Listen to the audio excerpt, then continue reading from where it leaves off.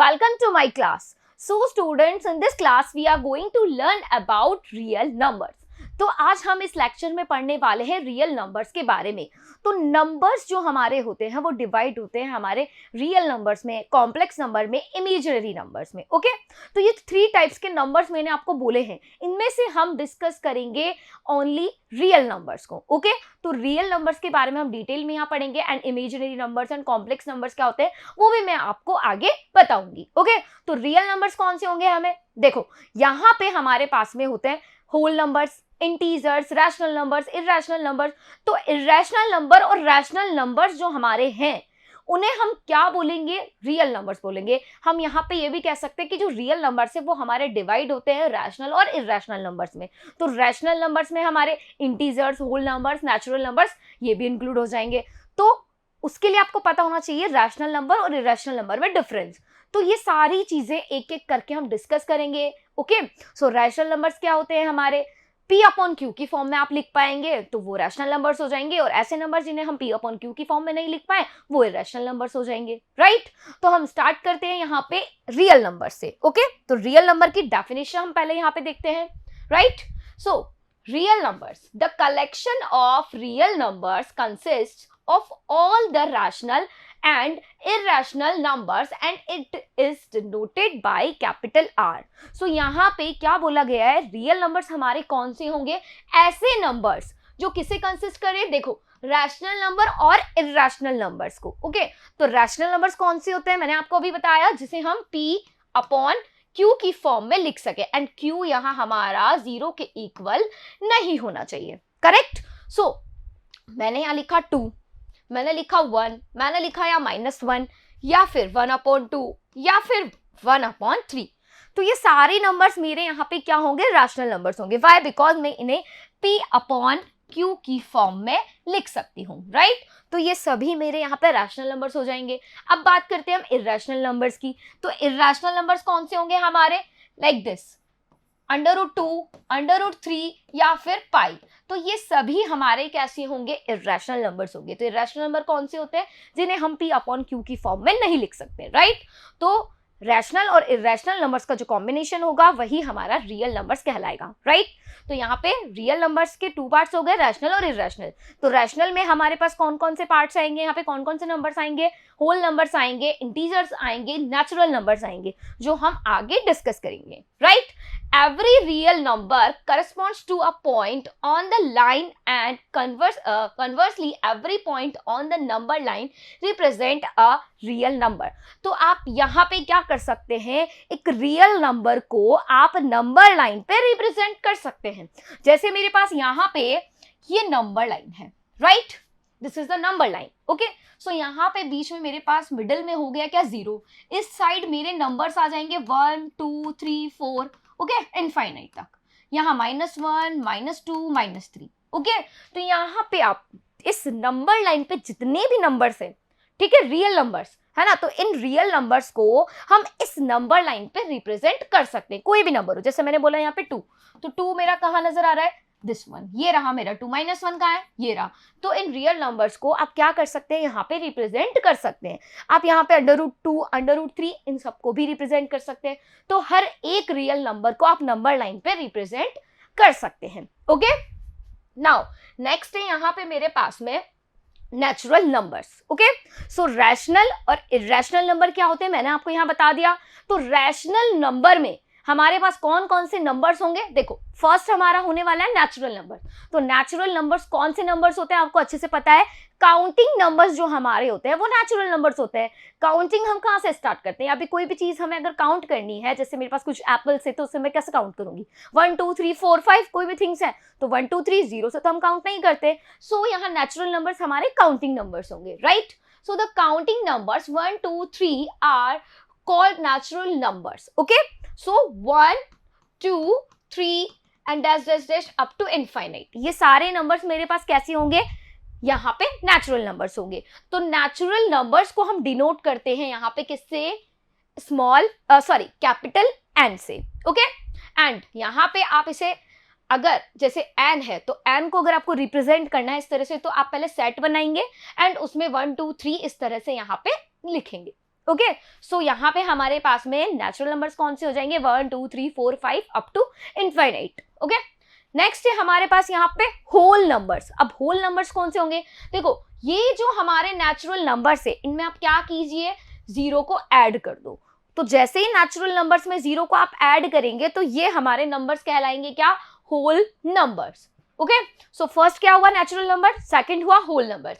In the set of natural numbers if we include the number zero, the resulting set is known as the set of whole numbers. It is represented by capital W। तो whole numbers को हम किससे represent करेंगे, capital W से। तो जो हमारा natural numbers का सेट है उसमें हमने जीरो को इंक्लूड कर दिया है ना, जीरो को मेंशन कर दिया। तो अब जो ये नंबर्स हमारे हैं वो क्या कहलाएंगे, हमारे होल नंबर्स कहलाएंगे। ओके, सो ये हमारे हो गए होल नंबर्स। तो होल नंबर्स कहां से स्टार्ट होते हैं, जीरो से, एंड नेचुरल नंबर्स हमारे कहां से स्टार्ट होते हैं, 1 से। तो ये चीज आपको यहाँ पे ध्यान रखनी है, राइट। नाउ नेक्स्ट हमारे पास है इंटीजर्स। इंटीजर्स क्या होंगे, देखो नेचुरल नंबर में हमने 1 से स्टार्ट किया, फिर उसके बाद में होल नंबर्स में हमने 0 से स्टार्ट किया।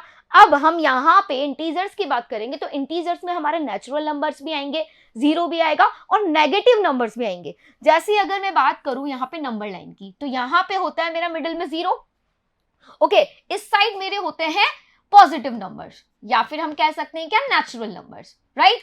एंड इस साइड होते हैं मेरे यहाँ पे क्या, यहाँ होते हैं हमारे नेगेटिव नंबर्स। ओके, तो ये जो नेगेटिव नंबर्स है, नेचुरल नंबर्स है एंड 0 है, इन सभी को मिलाकर हम यहाँ पे एक साथ बोल सकते हैं क्या, इंटीजर्स। ओके, तो यहाँ हमारे पास रैशनल, मतलब यहाँ हमारे पास में कुछ हाफ हो गया, 1/3 हो गया, इस तरह के नंबर्स नहीं आएंगे। होल नंबर, जैसे होल नंबर होता है ना, होल नंबर का तो कंप्लीट नंबर 1 2 3 4, उसी तरह से नेगेटिव वाले भी नंबर होते हैं, -1 -2 -3 -4।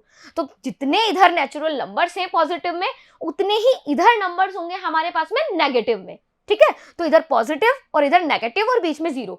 तो इस पूरी लाइन को, ठीक है, जितने भी नंबर आपको यहाँ रिप्रेजेंट हो रहे हैं अभी, वो सभी हमारे होंगे क्या, इंटीजर्स। इधर हमारे पास -∞ तक जाएगा, इधर +∞ तक जाएगा। Okay, so natural numbers along with 0 and their negatives are called integers and the set of integers is denoted by capital I। तो आप इसे किससे डिनोट करेंगे, कैपिटल I से आप इंटीजर्स को डिनोट करेंगे, राइट। तो यहाँ पे हमारे पास इंटीजर्स कौन कौन से होंगे, देखो बीच में 0 फिक्स है, इधर आप नेचुरल नंबर्स लिख दीजिए, सेम नेचुरल नंबर्स इधर लिख दीजिए, बस क्या कीजिए, उनके आगे नेगेटिव साइन लगा दीजिए। तो आपको यहाँ पे कंप्लीट सेट मिल जाएगा किसका, इंटीजर्स का, करेक्ट। नाउ अब हम बात करते हैं यहाँ पे रैशनल नंबर्स की। तो अब तक जितने भी मैंने यहाँ पे आपको नंबर बताए हैं, नेचुरल नंबर्स, होल नंबर्स, है ना, इंटीजर्स, ये सभी मेरे क्या है, रैशनल नंबर भी होंगे। कैसे होंगे, बिकॉज इन सभी को हम P/Q की फॉर्म में लिख सकते हैं। जैसे अगर मैं यहाँ पे बात करूँ किसकी, नेचुरल नंबर्स की, तो नेचुरल नंबर में 1 2 3 था, ठीक है, होल नंबर्स में 0 1 2 3 था, फिर इंटीजर्स थे मेरे, अब है मेरे पास में यहाँ पे रैशनल नंबर। तो रैशनल नंबर की डेफिनेशन क्या है, अ rational number is a number which can be expressed in the form of P/Q where P and Q are integers and Q is not 0। Okay, तो मैंने आपको रैशनल नंबर ऑलरेडी बता दिया है क्या होता है रैशनल नंबर, यहां से आप उसकी डेफिनेशन भी नोट कर सकते हैं। सो रैशनल नंबर कौन से होंगे हमारे, जिसे हम P/Q की फॉर्म में लिख सके एंड जो Q है वो हमारा 0 के इक्वल न हो। अगर मैंने कोई नंबर इस तरह से लिख दिया है, या 1/0 या फिर 2/0, तो ये मेरे रैशनल नंबर नहीं होंगे, बिकॉज ये इस कंडीशन को सेटिस्फाई नहीं कर रहे हैं। लेकिन अगर मैंने लिख दिया ओनली 2 1 -1, तो ये सभी मेरे रैशनल नंबर्स होंगे, बिकॉज मैं इसके अपॉन में अगर 1 लगा दूं, 2 बोलूं या 2/1 बोलूं, कोई फर्क नहीं पड़ेगा। ओके, सो यहाँ पे हम इसे P/Q की फॉर्म में लिख सकते हैं, इसलिए ये हमारे रैशनल नंबर्स होंगे। और भी नंबर्स हो सकते हैं क्या, 1/2, है ना, 3/5, ये सभी मेरे कैसे होंगे, रैशनल नंबर्स होंगे, राइट। तो मैंने यहाँ पे आपको रैशनल नंबर्स के बारे में बता दिया, है ना। तो natural number, whole number, integers और रैशनल नंबर्स में आपको कोई कंफ्यूजन अब नहीं होना चाहिए, राइट। नाउ नेक्स्ट है यहाँ पे अब हमारे पास में इर्रेशनल नंबर्स। ओके, सो इर्रेशनल नंबर्स कौन से होंगे, अब देखो रैशनल नंबर हमारे हो गए, तो रैशनल नंबर के अलावा अब जो नंबर बचे रियल नंबर्स में से, है ना, रियल नंबर्स में से इर्रेशनल नंबर और रैशनल नंबर। तो रैशनल नंबर जब हटा दिए रियल नंबर्स में से, तो बचा क्या, इर्रेशनल नंबर्स। तो ऐसे नंबर्स जिन्हें हम p अपॉन q की फॉर्म में नहीं लिख सकते, इस फॉर्म में अगर आप नहीं लिख सकते हैं तो हम यहाँ पे कहेंगे क्या कि ये हमारे इर्रेशनल नंबर्स है, right. So a number is called irrational if it cannot be written in the form of p upon q where p and q are integers and q does not is equal to 0। तो ये condition तो आपको हमेशा ध्यान रखनी है, ये हमारी रैशनल नंबर्स की कंडीशन है। तो ऐसे नंबर्स जो इस कंडीशन को सेटिस्फाई नहीं करते हैं वो हमारे इरेशनल नंबर्स हो जाएंगे। The system are of real numbers includes rational as well irrational numbers. तो हमारे पास में जो रियल नंबर्स होते हैं वो इरेशनल नंबर्स को भी रखता है एंड रैशनल नंबर्स को भी रखता है। तो उसके अंदर देखो ये 1 हो गया, 1/2 हो गया, -1 हो गया, 1/3 हो गया, ये सब हमारे रैशनल हो जाएंगे। कौन से नंबर्स होंगे? ये हमारे रैशनल नंबर्स हो जाएंगे। एंड हमारे पास √2 हो गया, √5 हो गया, पाई हो गया, तो ये हमारे नंबर्स हो जाएंगे कौन से? Irrational numbers. ओके, तो ये जो मैंने नंबर्स लिखे हैं इन्हें हम कंप्लीटली कह सकते हैं कि ये क्या है? हमारे रियल नंबर्स है। क्या है ये? Real numbers, right. तो इर्रेशनल नंबर और रैशनल नंबर को अगर साथ में ले आए तो हम इनको कह सकते हैं क्या? Real numbers. ओके, सो ये हो गए हमारे इर्रेशनल नंबर्स, राइट। सो आपको अब रैशनल और इर्रेशनल में कोई कंफ्यूजन नहीं होगा, राइट। सो यहाँ पे इसके लिए मैंने एक चार्ट प्रिपेयर किया है, ध्यान से देखिए। रियल नंबर्स था हमारा, रियल नंबर्स को मैंने डिवाइड किया 2 पार्ट्स में, rational numbers and irrational numbers में। देखो रैशनल नंबर्स को क्यू से यहाँ रिप्रेजेंट किया जा रहा है, इर्रेशनल नंबर ये रहे हमारे √2, 5, √3, -√6, 2 -√5, तो ये सभी मेरे इर्रेशनल नंबर्स हो जाएंगे। आप पहले भी डिस्कस करके आए हैं प्रीवियस क्लासेस में, आपने पढ़ा होगा इर्रेशनल और रैशनल नंबर्स को, राइट। सो रैशनल नंबर हमारे हो गए -3, 0, 7, 11/2, 1/2, ये सब हमारे यहाँ पे रैशनल नंबर्स हो जाएंगे। रैशनल नंबर्स में हमारे पास देखो 2 कैटेगरीज होगी, एक तो होंगे इंटीजर्स और एक होंगे non integer rational numbers. Rational numbers में देखो ये जो इंटीजर्स वाला पार्ट है, इंटीजर्स वाले पार्ट में हमारा यहाँ पे इंटीजर आ गया, होल नंबर आ गया, नेचुरल नंबर भी आ जाएगा, ठीक है ना। ये सब हमारे इंटीजर वाले पार्ट में ही आएंगे। लेकिन नॉन इंटीजर रैशनल नंबर्स में हमारे कौन से आएंगे? जिन्हें हम p/q की फॉर्म में लिखते हैं, ओके, बट वो हम यहाँ पे उन्हें इंटीजर की फॉर्म में नहीं लिख सकते। जैसे मैंने यहाँ एग्जाम्पल लिया, 2 लिया, 2 मेरा यहाँ पे इंटीजर भी है एंड 2 मेरा यहाँ पे रैशनल भी है, ठीक है, रैशनल भी है। तो ये दोनों मेरे इंटीजर और रैशनल भी हैं, तो ये मेरे आ जाएंगे किसमें? इस वाली कैटेगरी में, ओके। लेकिन अगर मैं यहाँ पे ले रही हूँ किसको? देखो मैंने यहाँ पे लिया 3/5 को, तो 3/5 को ओनली मैं यहाँ रैशनल बोल सकती हूँ। क्या मैं इसे इंटीजर बोल सकती हूँ? नो, ये मेरा इंटीजर नहीं होगा। तो ऐसे नंबर्स को हम कहाँ रखेंगे? इस वाले सेट में रखेंगे, राइट। तो यहाँ पे नॉन इंटीजर रैशनल नंबर्स इस वाले सेट में आ जाएंगे एंड जो हमारे इंटीजर्स है जिन्हें हम रैशनल नंबर भी कह रहे हैं वो आ जाएंगे हमारे सेट में। तो इंटीजर्स में हमारे कौन कौन सी वैल्यूज हो जाएंगी? Negative integers and whole numbers, ठीक है। नेगेटिव इंटीजर्स, नेगेटिव वाले पार्ट को एक तरफ लिख दिया, एंड होल नंबर्स वाला मतलब यहाँ पे पॉजिटिव पार्ट और 0 को इंक्लूड करके हमने बोल दिया होल नंबर्स। फिर इस होल नंबर्स को हमने डिवाइड किया किसमें? 0 में और नेचुरल नंबर में। यहाँ से अब हमने 0 को भी हटा लिया और इधर क्या बच गए मेरे? 1, 2, 3 अप टू इनफाइनाइट तक।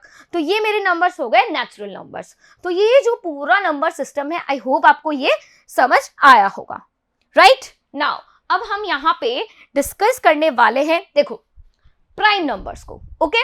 सो प्राइम नंबर्स मेरे कौन से होंगे? All natural numbers that have one and itself only as their factors are called prime numbers, okay. देखो प्राइम नंबर्स कौन से होते हैं आपको पता है, फैक्टर्स आप डिस्कस करके आए हैं, ठीक है। तो फैक्टर्स अगर आपको अच्छे से आते हैं तो इजीली आप ये सब बता सकते हैं। तो प्राइम नंबर्स कौन से होंगे? जिसका खुद के अलावा और 1 के अलावा कोई फैक्टर ना हो, ओके। सो जैसे मैंने यहाँ पे एग्जांपल लिया किसका? 2 का, तो 2 के हमारे पास क्या फैक्टर होंगे? 1 और 2, यही बोल सकते हैं हम। तो खुद हमारे पास 2 हो गया सेल्फ, है ना, और एक हमारा हो गया 1, ठीक है। तो 1 और 2 ही मिला, तो हमारे पास में 2 प्राइम नंबर होगा। आगे बात करें 3 की, 3 प्राइम नंबर होगा, 5 प्राइम नंबर होगा। बात करते हैं 4 की, तो 4 प्राइम नंबर नहीं होगा बिकॉज इसके फैक्टर्स होते हैं 2 × 2, ठीक है। 2 × 2 यहाँ पे हमारे पास में इसके फैक्टर्स हो जाएंगे, तो इसलिए 4 हमारा प्राइम नंबर नहीं होगा, राइट। सो 2, 3, 5, 7, 11, 13, 17, 19, 23 ये सभी मेरे एग्जाम्पल्स है किसके? प्राइम नंबर्स के, right? So all natural numbers that have one and itself only as their factors are called prime numbers. That is, prime numbers are exactly divisible by one and themselves. मतलब आप यहाँ पे एक prime number को only one से divide कर सकते हैं एंड आप उसे खुद उस नंबर से डिवाइड कर सकते हैं. जैसे 3 मेरे पास प्राइम नंबर है तो मैं इसे 1 से डिवाइड करूंगी, या फिर मैं इसे सिर्फ 3 से ही डिवाइड कर सकती हूँ, राइट? सो आपको प्राइम नंबर्स क्लियर हो गए. यहाँ पे नेक्स्ट है मेरे पास यहाँ पे ट्विन प्राइम्स. अब ट्विन प्राइम्स क्या होते हैं? देखो, ट्विन प्राइम्स हमारे क्या होंगे, जैसे अगर यहाँ पे मैंने 1 से लेकर 100 तक या फिर आगे तक जितने भी हैं आपने कंटिन्यूअसली क्या कर दिए, प्राइम नंबर्स लिख दिए. जैसे मैंने यहाँ पे लिखा 2 लिखा, फिर 3, 5, 7, इनके बीच में कोई प्राइम नंबर नहीं छूट रहा है, कंटिन्यूअसली मैंने यहाँ पे लिखे हैं ये, ठीक है? सो 2, 3, 5, 5 के बाद 7, 11, तो यहाँ पे मैं 2 और 3 जो मेरे साथ आ रहे हैं, ठीक है, उसे मैं यहाँ पे क्या बोलूंगी, ट्विन प्राइम बोलूंगी. 3 और 5 आ रहे हैं तो ये भी ट्विन प्राइम हो जाएंगे. 5 और 7 आ रहे हैं ये भी ट्विन प्राइम हो जाएंगे. तो 2 और 3 का पेयर ये मेरा ट्विन प्राइम हो गया, या फिर 3 और 5 का पेयर ये मेरा ट्विन प्राइम हो गया, या फिर 5 और 7 का पेयर ये ट्विन प्राइम हो गया, या फिर 17 और 19 का पेयर ये भी मेरा क्या हो गया, ट्विन प्राइम हो गया. Okay, so the term twin primes is used for a pair of odd prime numbers that differ by 2. okay, so यहाँ पे ये मेरे हो गए क्या, ट्विन प्राइम नंबर्स, करेक्ट? तो इस तरह से अगर आप यहाँ पे कोई भी 2 नंबर्स का पेयर बना लेते हैं, कैसे, प्राइम नंबर्स का, कोई भी नहीं लेने आपको, जो कंटिन्यूअसली आ रहे हैं, जैसे 17 के बाद में नेक्स्ट कौन सा होगा, 19 होगा, तो प्राइम नंबर हमारे कौन से हो जाएंगे, ये ट्विन प्राइम हो जाएंगे, 17 और 19, या फिर 3 और 5 कह दें, 5 और 7 बोल दें हम. ओके, सो ये नंबर्स हमारे हो गए twin primes number. So next है यहाँ पे हमारे पास में, देखिए, को प्राइम नंबर्स. ओके, तो प्राइम हो गए, ट्विन प्राइम हो गए. अब बात करते हैं को प्राइम नंबर्स. तो को प्राइम नंबर्स कौन से होंगे, if the HCF of the given numbers not necessarily prime is 1 then they are known as co prime numbers. Okay, तो जरूरी नहीं है हम जो नंबर्स अब लें यहाँ पे वो प्राइम नंबर्स ही हो सकता है वो प्राइम और नहीं भी हो, ठीक है? तो कोई भी मैंने 2 नंबर्स यहाँ पे ले लिए, लाइक मैंने यहाँ ले लिया 5 and 6, 5 और 6 मैंने यहाँ पे लिया, ठीक है?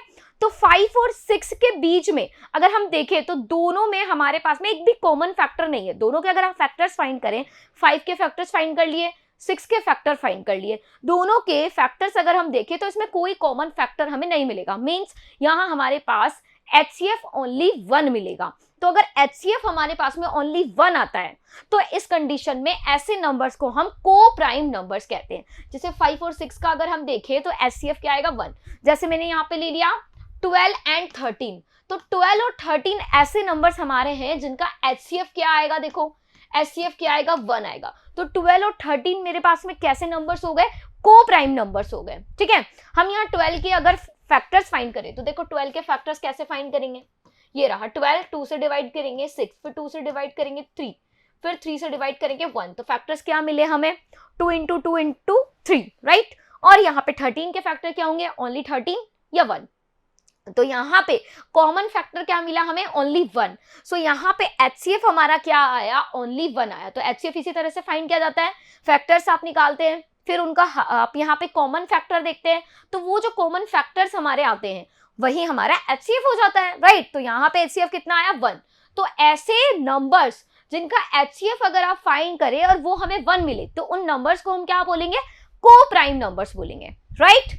अब बात करते हैं हम यहाँ पे कंपोजिट नंबर्स की. सो कंपोजिट नंबर्स कौन से होंगे स्टूडेंट्स, देखो हमारे पास में जितने भी अगर नंबर्स हैं, है ना, हम देखें यहाँ पे उनके हमारे क्या फैक्टर्स जो हैं वो ज्यादा होना चाहिए, ओनली एक नहीं होना चाहिए, या तो खुद और 1 के अलावा ज्यादा फैक्टर्स है तो हम उन्हें कंपोजिट नंबर्स बोलेंगे.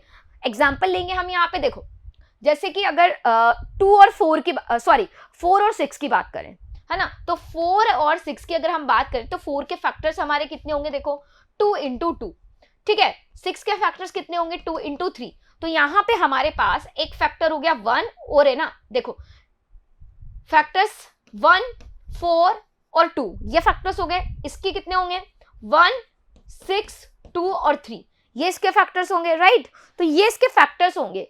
ओके, तो यहाँ पे हमारे पास कॉमन फैक्टर्स कौन कौन से आ रहे हैं, 1 आ रहा है एंड 2 आ रहा है, तो 1 के अलावा यहाँ पे हमारे पास एक और इससे भी ज्यादा अगर फैक्टर्स हैं इन नंबर्स के, तो ये हमारे कंपोजिट नंबर्स हो जाएंगे। जैसे यहाँ पे HCF कितना आ रहा था, 1 आ रहा था, लेकिन यहाँ पे हमारे पास जो फैक्टर्स हैं वो ज्यादा, कॉमन फैक्टर्स ज्यादा होने चाहिए।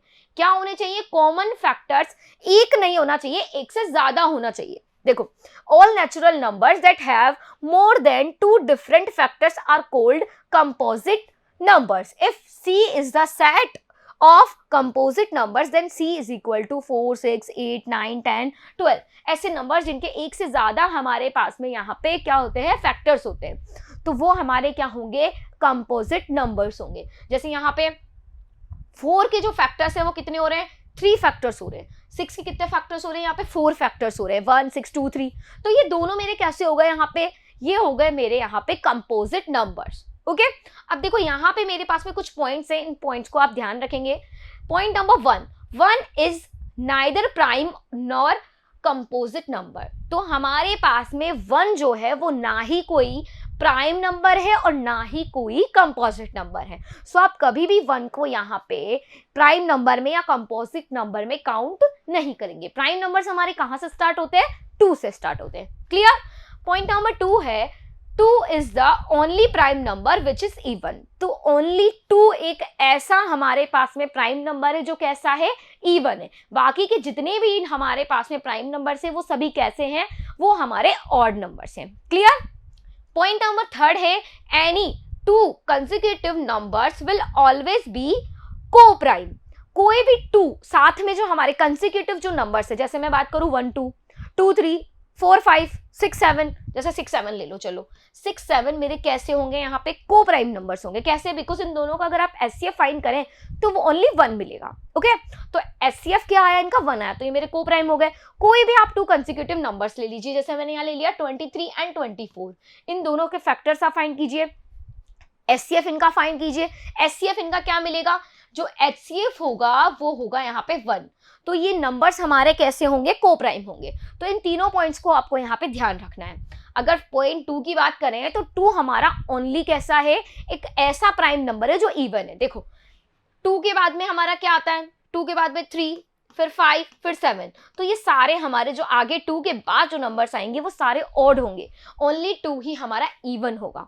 ओके, तो आपको ये तीनों पॉइंट्स यहाँ से समझ आ गए होंगे। ओके, नाउ नेक्स्ट है यहाँ पे हमारे पास में इमेजिनरी नंबर्स। देखो मैंने आपको यहाँ पे जब नंबर्स के बारे में बताया था तो हमने रियल नंबर्स की बात की थी। तो रियल नंबर्स में जितने भी नंबर्स हमारे थे वो सारे नंबर्स हमने डिस्कस कर लिए। अब हम बात कर रहे हैं यहाँ पे imaginary numbers and complex numbers की। ठीक है, एक तो रियल नंबर हो गए जो रियल में हमारे पास है, एंड इमेजिनरी नंबर्स कौन से होंगे। देखो कौन से होंगे imaginary numbers, all the numbers whose square is negative are called imaginary numbers। ऐसा कोई भी नंबर जिसका अगर आप स्क्वायर यहाँ पे करें तो वो हमें क्या मिलना चाहिए, नेगेटिव मिलना चाहिए। ओके, अगर आप बात करें यहाँ पे एक रियल नंबर्स की, तो कोई भी रियल नंबर का अगर आप स्क्वायर करते हैं तो वो कभी भी नेगेटिव नहीं आएगा। तो ये चीज आपको ध्यान रखनी है। कोई भी रियल नंबर अगर है, अगर उसका आप स्क्वायर करेंगे तो आपको वहां पे पॉजिटिव नंबर ही मिलेगा। ठीक है, लेकिन अगर इमेजिनरी नंबर है, या फिर हम कह सकते हैं अगर कोई भी नंबर का स्क्वायर आपको नेगेटिव मिल रहा है तो वो आपका इमेजिनरी नंबर हो जाएगा। क्लियर? सो देखो यहाँ पे इमेजिनरी नंबर्स को हम कैसे लिखते हैं। देखो एग्जाम्पल है हमारे पास यहाँ पे 2 आयोटा, -7 आयोटा एंड आयोटा। ये जो आयोटा है, आयोटा ये हमारा इमेजिनरी नंबर्स में आता है। तो कहीं भी अगर आपको ये आयोटा नजर आ जाता है, इट मीन्स कि ये हमारा क्या है, इमेजिनरी नंबर है। ओके, या फिर यहाँ पे इस तरह से अंडर रूट में -1, -2, -3 वाली टर्म्स नजर आ जाए। अगर कहीं भी अंडर रूट में आपको -2, -3, -5 इस तरह से नजर आ जाता है तो आप यहाँ पे कह सकते हैं कि ये जो नंबर्स है मेरे, ये कैसे हैं, ये हमारे इमेजिनरी नंबर्स हैं। तो इस आयोटा की वैल्यू क्या होती है, ये जो आई यहाँ लिखा गया है, ये आई की वैल्यू होती है √-1 एंड आयोटा स्क्वायर की वैल्यू क्या होती है, -1। ठीक है, तो आयोटा की वैल्यू √-1 एंड आयोटा स्क्वायर की वैल्यू -1।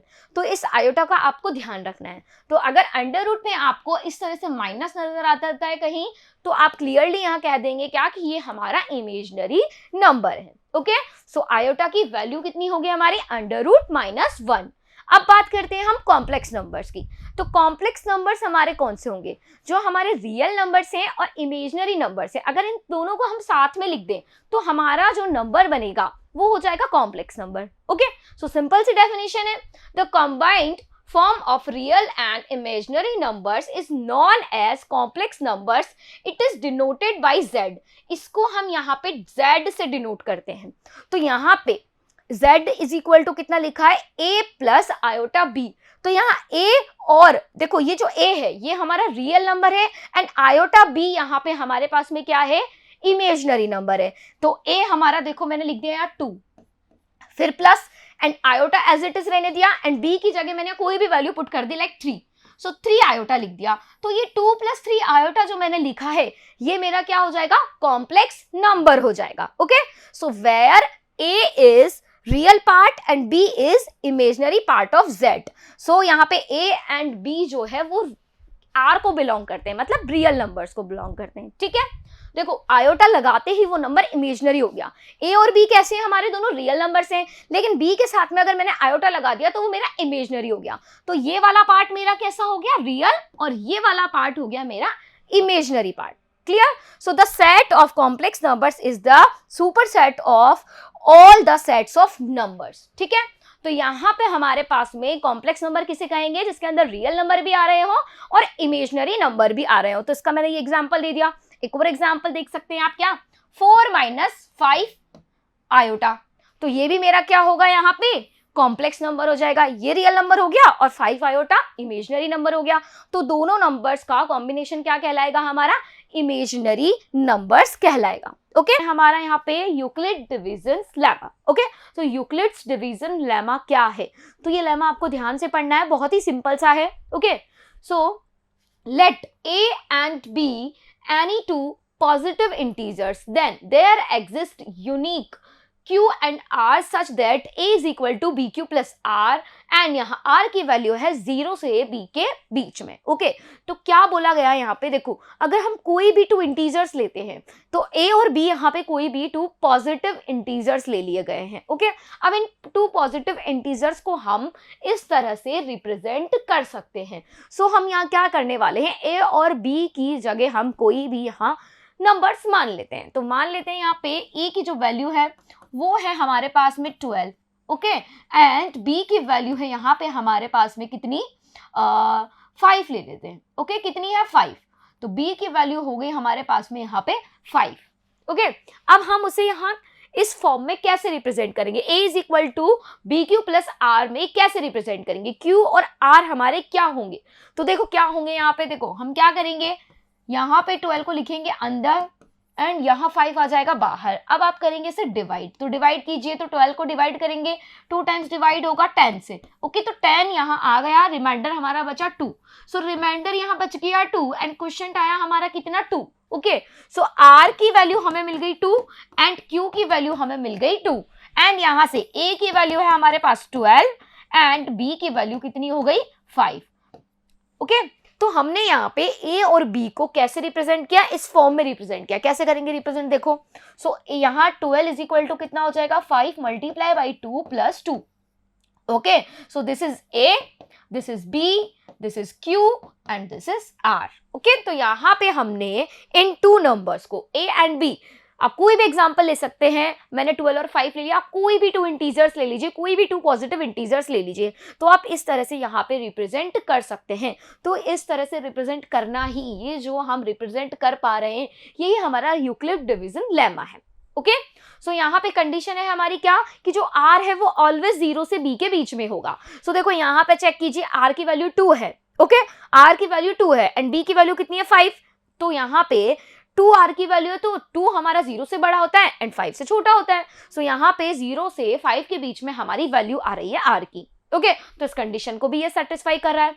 अब सेकंड कंडीशन हमारी क्या लिखी हुई है? देखो, if b i then r is equal to 0, मतलब यहाँ पे अगर आपका r की वैल्यू 0 आ जाती है, देखो कई कंडीशंस में हमारा जो रिमाइंडर होता है वो 0 मिल जाता है, तो 0 मिल जाता है तो भी कोई प्रॉब्लम नहीं है, तो भी ये इस इनइक्वालिटी को सेटिस्फाई करेगा। देखो यहाँ पे क्या साइन लगा हुआ है, ये r 0 से छोटा भी हो सकता है एंड 0 के इक्वल भी हो सकता है, राइट? तो ये था हमारा Euclid's division lemma. Okay, I hope आपको ये समझ आया होगा। नेक्स्ट है यहाँ पे हमारे पास highest common factor HCF and lowest और लीस्ट कॉमन मल्टीपल। तो आपको HCF और LCM निकालना होगा यहाँ पे। तो सबको आता है LCM और HCF निकालना, सबके अलग अलग मेथड होते हैं, राइट। तो यहाँ पे क्या होता है HCF, हम वो देख लेते हैं, product of the smallest power of each common prime factor in the numbers. अगर आपको HCF यहाँ पे फाइंड करना है तो आप क्या करेंगे, जो भी आपको नंबर्स दिए हैं उनका आप प्राइम फैक्टराइजेशन कीजिए। तो यहाँ पे दोनों में जो कॉमन लीस्ट सबसे छोटा जो दोनों में आ रहा हो, है ना, उन दोनों को आप नंबर्स को, मतलब देखो एग्जाम्पल लेते हैं तब आपको समझ आएगा। जैसे यहाँ पे मैंने लिया क्या 24, ओके, एंड यहाँ पे लिया 12, इनका प्राइम फैक्टराइजेशन आप करेंगे तो कीजिए। 12 हो गया, फिर 2 से करा 6 हो गया, फिर 2 से करा 3 आया, फिर 3 ये 1 हो गया। यहाँ पे करेंगे कितना आएगा 12 का, देखो 2 से किया डिवाइड 6, फिर 2 से किया 3, फिर यहाँ 3 से करा 1। अब इसके अंदर आपको क्या बोला गया है, आपको यहाँ पे कॉमन फैक्टर्स देखने हैं, ठीक है, दोनों में जो आ रहे हो, ठीक है। तो दोनों में हमारे कौन सा है 2 2 3 2 2 3, तो 2 2 जा 4 4 3 जा 12, तो 12 यहाँ पे हमारे पास इसका क्या हो जाएगा HCF हो जाएगा। तो आपको कॉमन निकालना है यहाँ पे जो हमारे दोनों में आते हैं, ठीक है, दोनों नंबर्स में आ रहे हो या फिर 3 नंबर्स हो तो 3, ओके। अब नेक्स्ट है हमारे पास यहाँ पे LCM, लोएस्ट और least common multiple, product of the greatest power of each prime factor involve in the numbers, okay. तो अगर कोई भी 2 नंबर्स है, जैसे मेरे पास 24 और 12 है, तो 24 और 12 है, तो यहाँ पे हमें क्या करना है, सबको एक एक बार ले लेना है। यहाँ से देखो हमने यहाँ पे क्या किया, पहले हम 24 वाले को ले लेते हैं। सो 2 मल्टीप्लाई 2 मल्टीप्लाई 2 मल्टीप्लाई 3, ये प्राइम फैक्टर्स हो गए इसके हमारे, ओके, ये प्राइम फैक्टर्स हो गए। क्या हमारे पास 12 के अंदर इनके अलावा कोई प्राइम फैक्टर आ रहा है? नो। तो बस इन सबको आप मल्टीप्लाई कर दीजिए, तो ये हमारा हो जाएगा क्या LCM। तो इस तरह से हम HCF और LCM यहाँ पे फाइंड कर सकते हैं। मैंने आपको बता दिया कि LCM क्या होगा और HCF क्या होगा, ठीक है। तो HCF क्या होता है, हमारा एक ऐसा सबसे बड़ा नंबर होता है जो दोनों नंबर्स को क्या कर सकता है, डिवाइड कर सकता है, ठीक है। सो यहाँ पे ये हमारा HCF और LCM हमने फाइंड करना सीख लिया है कि मतलब हमारे HCF और LCM क्या होते हैं, ओके। सो यहाँ पे कुछ प्रॉपर्टीज हैं, देखो क्या है यहाँ पे। First point, the HCF of given numbers is not greater than any of 2 numbers। देखो हम यहाँ पे इसे प्रूव भी कर सकते हैं। सो उसके लिए आपको क्या करना होगा, पहले यहाँ पे कोई भी एग्जाम्पल ले लीजिए। तो हम एग्जाम्पल ले लेते हैं, देखो एक ले लिया मैंने 15 और एक ले लिया 25, ओके, दोनों का आप प्राइम फैक्टराइजेशन कर दीजिए। तो यहाँ 15 का कर लेते हैं, तो क्या आएगा, सबसे पहले हम 3 से डिवाइड करेंगे, ओके। सो 5 टाइम्स हो गया, फिर 5 से डिवाइड होगा, ये 1 टाइम हो गया। अब आप यहाँ पे इसका भी कीजिए। सो ये 5 से करेंगे, 5 5 5, तो 15 का प्राइम फैक्टराइजेशन क्या हुआ, 3 मल्टीप्लाई बाई 5, एंड यहाँ 25 का क्या हुआ, 5 मल्टीप्लाई 5। अब HCF आप बताएंगे, तो HCF कितना आएगा, यहाँ से देखिए दोनों में कॉमन क्या आ रहा है, हाईएस्ट कॉमन आपको फैक्टर यहाँ देखना है, ठीक है। सो देखो यहाँ पे 5 आ रहा है और यहाँ पे 5 आ रहा है, तो ये हमारा 5 5 हो गया, दोनों में आ रहा है। सो यहाँ HCF क्या हो जाएगा, 5 हो जाएगा। अब बात करते हैं LCM की, तो LCM कितना होगा, ठीक है। सो आप कोई भी पहले नंबर्स ले लीजिए। 15 के लिए ले लेते हैं 3 मल्टीप्लाई बाई 5। तो देखो यहाँ पे हमने 3 मल्टीप्लाई 5 किया, ठीक है।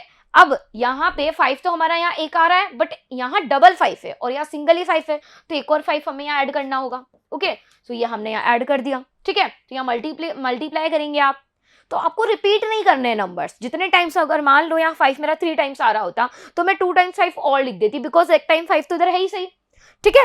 या फिर आप इस तरह से कीजिए, देखो यहाँ पे मैंने ये दोनों नंबर्स लिखे है ना, तो आप पहले 3 और 5 को लिख दो और जो कॉमन आपको आ रहा है उसको आपको एक ही टाइम लिखना है, ठीक है। जो सिंगल सिंगल है उन्हें आप पहले लिख लीजिए और जो कॉमन आ रहा है उसे आप बाद में लिख दीजिए, ठीक है। तो यहां से LCM कितना आ जाएगा मेरा, देखो 3 5 15, 15 5 हो जाएगा ऐसे 75, क्लियर। सो 75 यहाँ हमारा LCM आ जाएगा। सो हम इन दोनों नंबर्स, ठीक है, मतलब 75 जो है वो डिवाइड हो जाएगा किससे, 15 से भी और 25 से भी। तो ये हमारा हो गया LCM और 5 हमारा हो गया यहाँ से HCF। अब इन पॉइंट्स को हम देख लेते हैं। तो ये पॉइंट्स क्या कह रहे हैं, ध्यान से आप समझेंगे। देखो, the HCF of given numbers is not greater than any of two numbers. तो जो भी आपके टू नंबर्स हैं जिनका आप एचसीएफ निकाल रहे हैं, उन नंबर्स से बड़ा नहीं हो सकता है आपका एचसीएफ। देखो ये रहा आपका एचसीएफ 5, क्या 5 आपका 15 और 25 से बड़ा है? नो, नहीं है ग्रेटर। तो यहाँ पे यही कहा गया है कि जो एचसीएफ आपका है वो उन नंबर्स से ग्रेटर नहीं हो सकता है। तो ये पॉइंट आपको क्लियर हो गया होगा, राइट? नाउ नेक्स्ट है हमारे पास the LCM of given numbers is not less than any of given numbers. अब यहाँ बोला गया है क्या कि जो एलसीएम हमारा फाइंड हुआ है, तो जो एलसीएम हमने फाइंड किया 75, वो हमारा 15 और 25 से लेस देन नहीं हो सकता है। ओके, सो आपको ये कंडीशंस यहाँ पे ध्यान रखनी है। देखो प्रूफ भी हो रहा है हमारा यहाँ 15 और 25 यहाँ पे हमारे टू पॉजिटिव इंटीजर्स हैं एंड इनका एलसीएम हमने फाइंड किया 75, जो कि इन दोनों नंबर से ग्रेटर है। यहाँ पे ये इनसे छोटा नहीं है, तो यही यहाँ पे कहा गया है पॉइंट नंबर 2 में। एंड पॉइंट नंबर 3 है the HCF of given numbers is always factor of LCM. देखो एलसीएम हमारे पास क्या होता है, देखो दोनों जो नंबर्स हैं हम एलसीएम को हम डिवाइड कर सकते हैं दोनों नंबर से, तो ऑब्वियसली जो एचसीएफ हमने फाइंड किया है ना, वो भी क्या करेगा, एलसीएम को डिवाइड करेगा। तो यही यहाँ पे कहा गया है। देखो 75 हमने एलसीएम फाइंड किया था, तो और एचसीएफ कितना फाइंड किया था हमने 5, तो इस 75 को आप 5 से डिवाइड कर सकते हैं इजीली। तो कितना आ जाएगा यहाँ पे 5 से अगर आप डिवाइड करेंगे, सो 1 and 5 कितना आ गया, 15 आ गया। तो इजीली डिवाइड हो रहा है, यही यहाँ पे कहा गया है कि इसका एक फैक्टर होगा। नेक्स्ट पॉइंट है हमारा यहाँ पे देखो 4th, the HCF of two co prime numbers is 1। अगर कोई भी टू को प्राइम नंबर्स हैं आपके, तो उनका जो एचसीएफ है वो ऑलवेज 1 होगा। को प्राइम नंबर्स हमारे कौन से होंगे, है ना, कोई भी अगर आपके यहाँ पे प्राइम नंबर्स ले लो, को प्राइम नंबर ले लो या फिर आप ट्विन प्राइम नंबर ले लो, उन सबका एचसीएफ आपका कितना फाइंड होगा, ऑलवेज 1 ही फाइंड होगा। ओके, नेक्स्ट है हमारे पास point the LCM of two और मोर को prime numbers is equal to their product. तो अगर आप यहाँ पे को प्राइम नंबर ले रहे हैं, प्राइम नंबर्स ले रहे हैं या ट्विन प्राइम नंबर ले रहे हैं, तो उनका जो एलसीएम है वो उनके प्रोडक्ट के इक्वल होगा। जैसे मैंने यहाँ 2 नंबर्स ले लिए, जैसे 7 और 5 की बात करते हैं, ठीक है। तो ये 7 और 5 अगर मैंने यहाँ ले लिया है, तो इन 7 और 5 का अगर हम मैं एलसीएम फाइंड करती हूँ, ठीक है, तो अगर इन दोनों का एलसीएम मैं फाइंड करूंगी तो क्या होगा, इनका प्राइम फैक्टराइजेशन होगा ही नहीं। तो 7 यहाँ से कितना मिला मुझे, 7 यहाँ से 5, तो यहाँ पे एलसीएम कैसे फाइंड करेंगे, 7 को 5 से मल्टीप्लाई करके, तो 7 5 जा 35, तो यहाँ पे 35 एलसीएम आ जाएगा। एंड बात करें एचसीएफ की, तो एचसीएफ यहाँ पे 1 आएगा। तो ये दोनों पॉइंट्स 4 और 5 मेरे यहाँ पे क्लियर हो गए, राइट। आई होप आपको ये सारे पॉइंट्स समझ आ गए होंगे। तो ये कुछ प्रॉपर्टीज थी एचसीएफ और एलसीएम से रिलेटेड। अब हम यहाँ पे बात करेंगे क्या, एचसीएफ और एलसीएम फाइंड करने की। देखो अगर आपको यहाँ पे एचसीएफ और एलसीएम फाइंड करना है कोई भी नंबर्स का, तो आप इजीली फाइंड कर सकते हैं प्राइम फैक्टराइजेशन मेथड से, या फिर वो जो एल्गोरिथम हमारी है यूक्लिड वाली, ठीक है, उससे भी हम फाइंड कर सकते हैं। लेकिन यूक्लिड डिवीजन लेमा से हम कैसे फाइंड करेंगे वो मैं आगे एग्जाम्पल में आपको बताने वाली हूँ, ठीक है। बाकी आपको प्राइम फैक्टराइजेशन अच्छे से आता है, राइट। अब हम बात कर रहे हैं यहाँ पे किसकी, कुछ नंबर्स हमारे ऐसे होते हैं जैसे कि फ्रैक्शंस की अगर हम बात करें, जिनका हम एचसीएफ कैसे फाइंड किया जाता है हमें नहीं पता है। तो एलसीएम और एचसीएफ का जो फ्रैक्शंस का एलसीएम और एचसीएफ कैसे फाइंड किया जाता है वो हम यहाँ पे सीखने वाले हैं। So if A and B are two positive integers, ठीक है, क्या बोला गया है, अगर ए और बी हमारे यहाँ पे टू पॉजिटिव इंटीजर्स है, तो हम यहाँ पे कह सकते हैं क्या कि उन दोनों का मल्टीप्लीकेशन जो है वो एचसीएफ और एलसीएम के मल्टीप्लीकेशन के बराबर होता है, ठीक है। तो ये हमारा था एक पॉइंट, ठीक है, ये पॉइंट भी आपको ध्यान रखना है, ठीक है। तो ये पॉइंट आप ध्यान रखेंगे। बाकी फ्रैक्शंस के लिए एचसीएफ और एलसीएम निकालने का फॉर्मूला आपका स्क्रीन पे लिखा हुआ है, राइट। तो पहले फर्स्ट पॉइंट हम डिस्कस कर लेते हैं। कोई भी 2 नंबर्स ले लीजिए, जैसे मैंने अभी 15 लिया था और 25 लिया था, राइट। तो यहाँ पे 15 और 25 का हमारे पास में एचसीएफ कितना फाइंड हुआ था, एचसीएफ फाइंड हुआ था हमारा 5 एंड एलसीएम यहाँ पे फाइंड हुआ था 75, क्लियर। तो अब यहाँ पे आप क्या कीजिए, इन दोनों को मल्टीप्लाई कीजिए। देखो ये फॉर्मूला जो है ये सेटिस्फाई करेगा, इसे बिल्कुल करेक्ट है ये। तो यहाँ पे ए की वैल्यू 15, बी की वैल्यू 25, तो 15 multiply by 25 is equal to होगा 5 मल्टीप्लाई बाई 75। क्या आप मल्टीप्लाई करके देख लीजिए क्या आएगा। देखो मल्टीप्लाई करने पे ये 5 5 जा 25 और ये हो गया हमारा 375। कितना आ गया? 375। ओके, यहां से आप करेंगे मल्टीप्लाई तो भी ये आएगा, देखो 15 5 जा यहां से हो जाएगा ये 75 एंड 7, सो 375। ओके, सो 375 इधर आया, 375 इधर आया। तो फर्स्ट वाली जो हमारा फॉर्मूला है, फॉर्मूला कह सकते हैं आप इसे। ओके, तो यहाँ पे ये फॉर्मूला देखो इसे सेटिस्फाई कर रहे हैं, राइट। अब बात करते हैं हम सेकंड पॉइंट की। तो एचसीएफ ऑफ फ्रैक्शन, कोई भी फ्रैक्शन है, हो सकता है 2/3 हो, 15/75 हो, कोई भी फ्रैक्शन हो, तो उसका अगर एचसीएफ आपको फाइंड करना है तो कैसे करेंगे?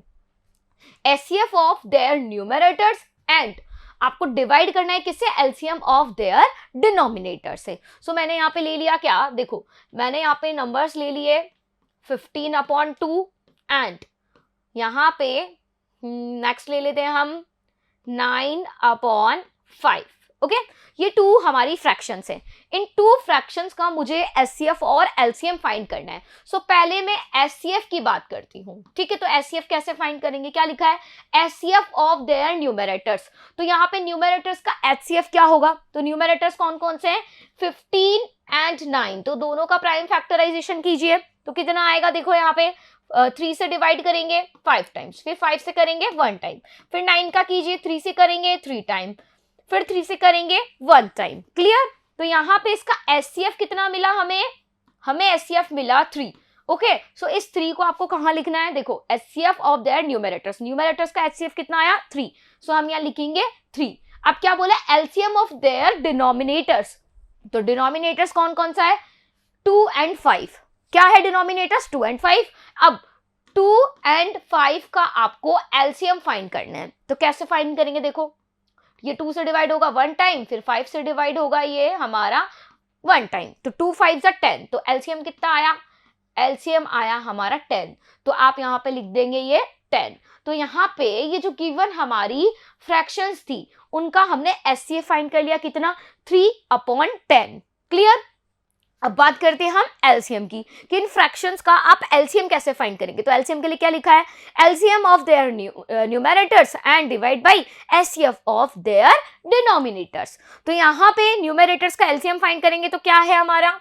यहाँ पे न्यूमरेटर है 15 और 9, तो इनका आप एलसीएम फाइंड कर दीजिए। क्या बोला? LCM of numerators. तो दोनों का एलसीएम फाइंड करेंगे, 3 से डिवाइड कीजिए 5 टाइम्स और ये 3 टाइम, फिर 3 से डिवाइड होगा ये 5 एज इट इज, ये 1 टाइम, फिर 5 से डिवाइड होगा ये 1 टाइम और 1 टाइम। तो एलसीएम कितना आ गया इसका हमारा?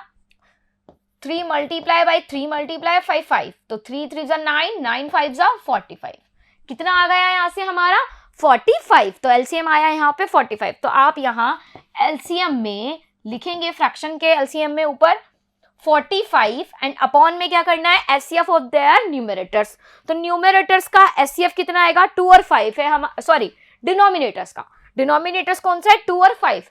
तो 2 और 5 का एचसीएफ कितना होगा? एचसीएफ ऑफ 2 एंड 5 कितना आएगा? देखिए 1 आएगा, क्योंकि 2 और 5 हमारे दोनों प्राइम नंबर्स हैं, तो इनका एचसीएफ 1 होगा। तो आप यहाँ डिवीजन में लिख देंगे क्या? 1। तो एलसीएम कितना मिल गया मुझे यहाँ पे? 45/1, मतलब आप यहाँ 45 कह सकते हैं। तो इस तरह से आप कोई भी फ्रैक्शंस का यहाँ पे एचसीएम एंड एलसीएम फाइंड कर सकते हैं। एंड ये इस वाले फॉर्मूला को भी आपको यहाँ पे ध्यान रखना है। ओके, नाउ नेक्स्ट है यहाँ पे हमारे पास एग्जाम्पल। देखो मैं बात कर रही थी यहाँ पे यूक्लिड्स डिवीजन एल्गोरिथम की, तो ये वही एल्गोरिथम है एंड उसका ही एग्जाम्पल है, ठीक है। तो यहाँ लिखा है एग्जाम्पल में क्या? Use Euclid's division algorithm to find the HCF of 4052 and 12,576। ओके, तो आपको यहाँ पे यूक्लिड डिवीजन लेमा यूज करना है। तो क्या था यूक्लिड डिवीजन लेमा हमारा? क्या करते हैं हम? देखो A इज इक्वल टू क्या होता है हमारा? BQ प्लस R, ठीक है, जहां पे R हमारा क्या होता है? 0 के बराबर या 0 से छोटा एंड B से 0 से बड़ा या फिर 0 के बराबर एंड B से छोटा होता है। यही कंडीशन होती है हमारी यूक्लिड डिवीजन लेमा की, ठीक है। तो A is equal to BQ plus R। अब यहाँ A कौन सा है और B कौन सा है ये आपको लेना है। तो देखो यहाँ पे हमारे पास में A की वैल्यू हो जाएगी कितनी? 12,576 एंड B की वैल्यू कितनी हो जाएगी? 4000 52। सो हमने यहाँ पे इस तरह से इसे ले लिया है। अब देखो स्टेप 1 क्या है, स्टेप 1 है हमारी क्या, देखो यहाँ पे आपको सबसे पहले चेक करना होता है दोनों नंबर्स में से अब ये ए और बी जो मैंने लिया है वो कैसे लिया, तो कैसे चेक किया मैंने, तो दोनों नंबर में आप देखेंगे कि ग्रेटर कौन सा है, जो ग्रेटर होगा उसे आप ए मान लेंगे और जो स्मॉलर होगा उसे आप बी मान लेंगे। ओके, सो यहाँ पे ग्रेटेस्ट कौन है, ग्रेटर कौन है, 12,576, तो ये हो गया हमारा ए एंड 4,052 हो गया हमारा B.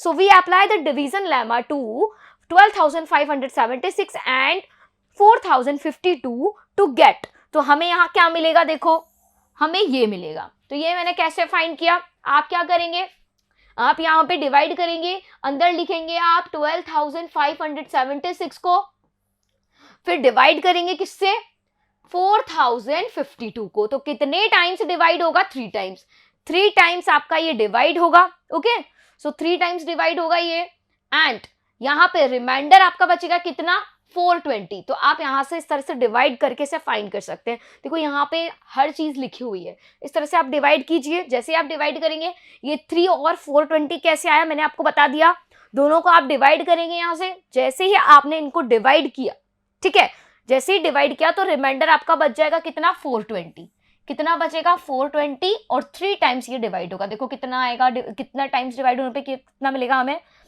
6 and 3 5 15 1, okay 3 2 6, 3 5 15, okay and 3 4 12।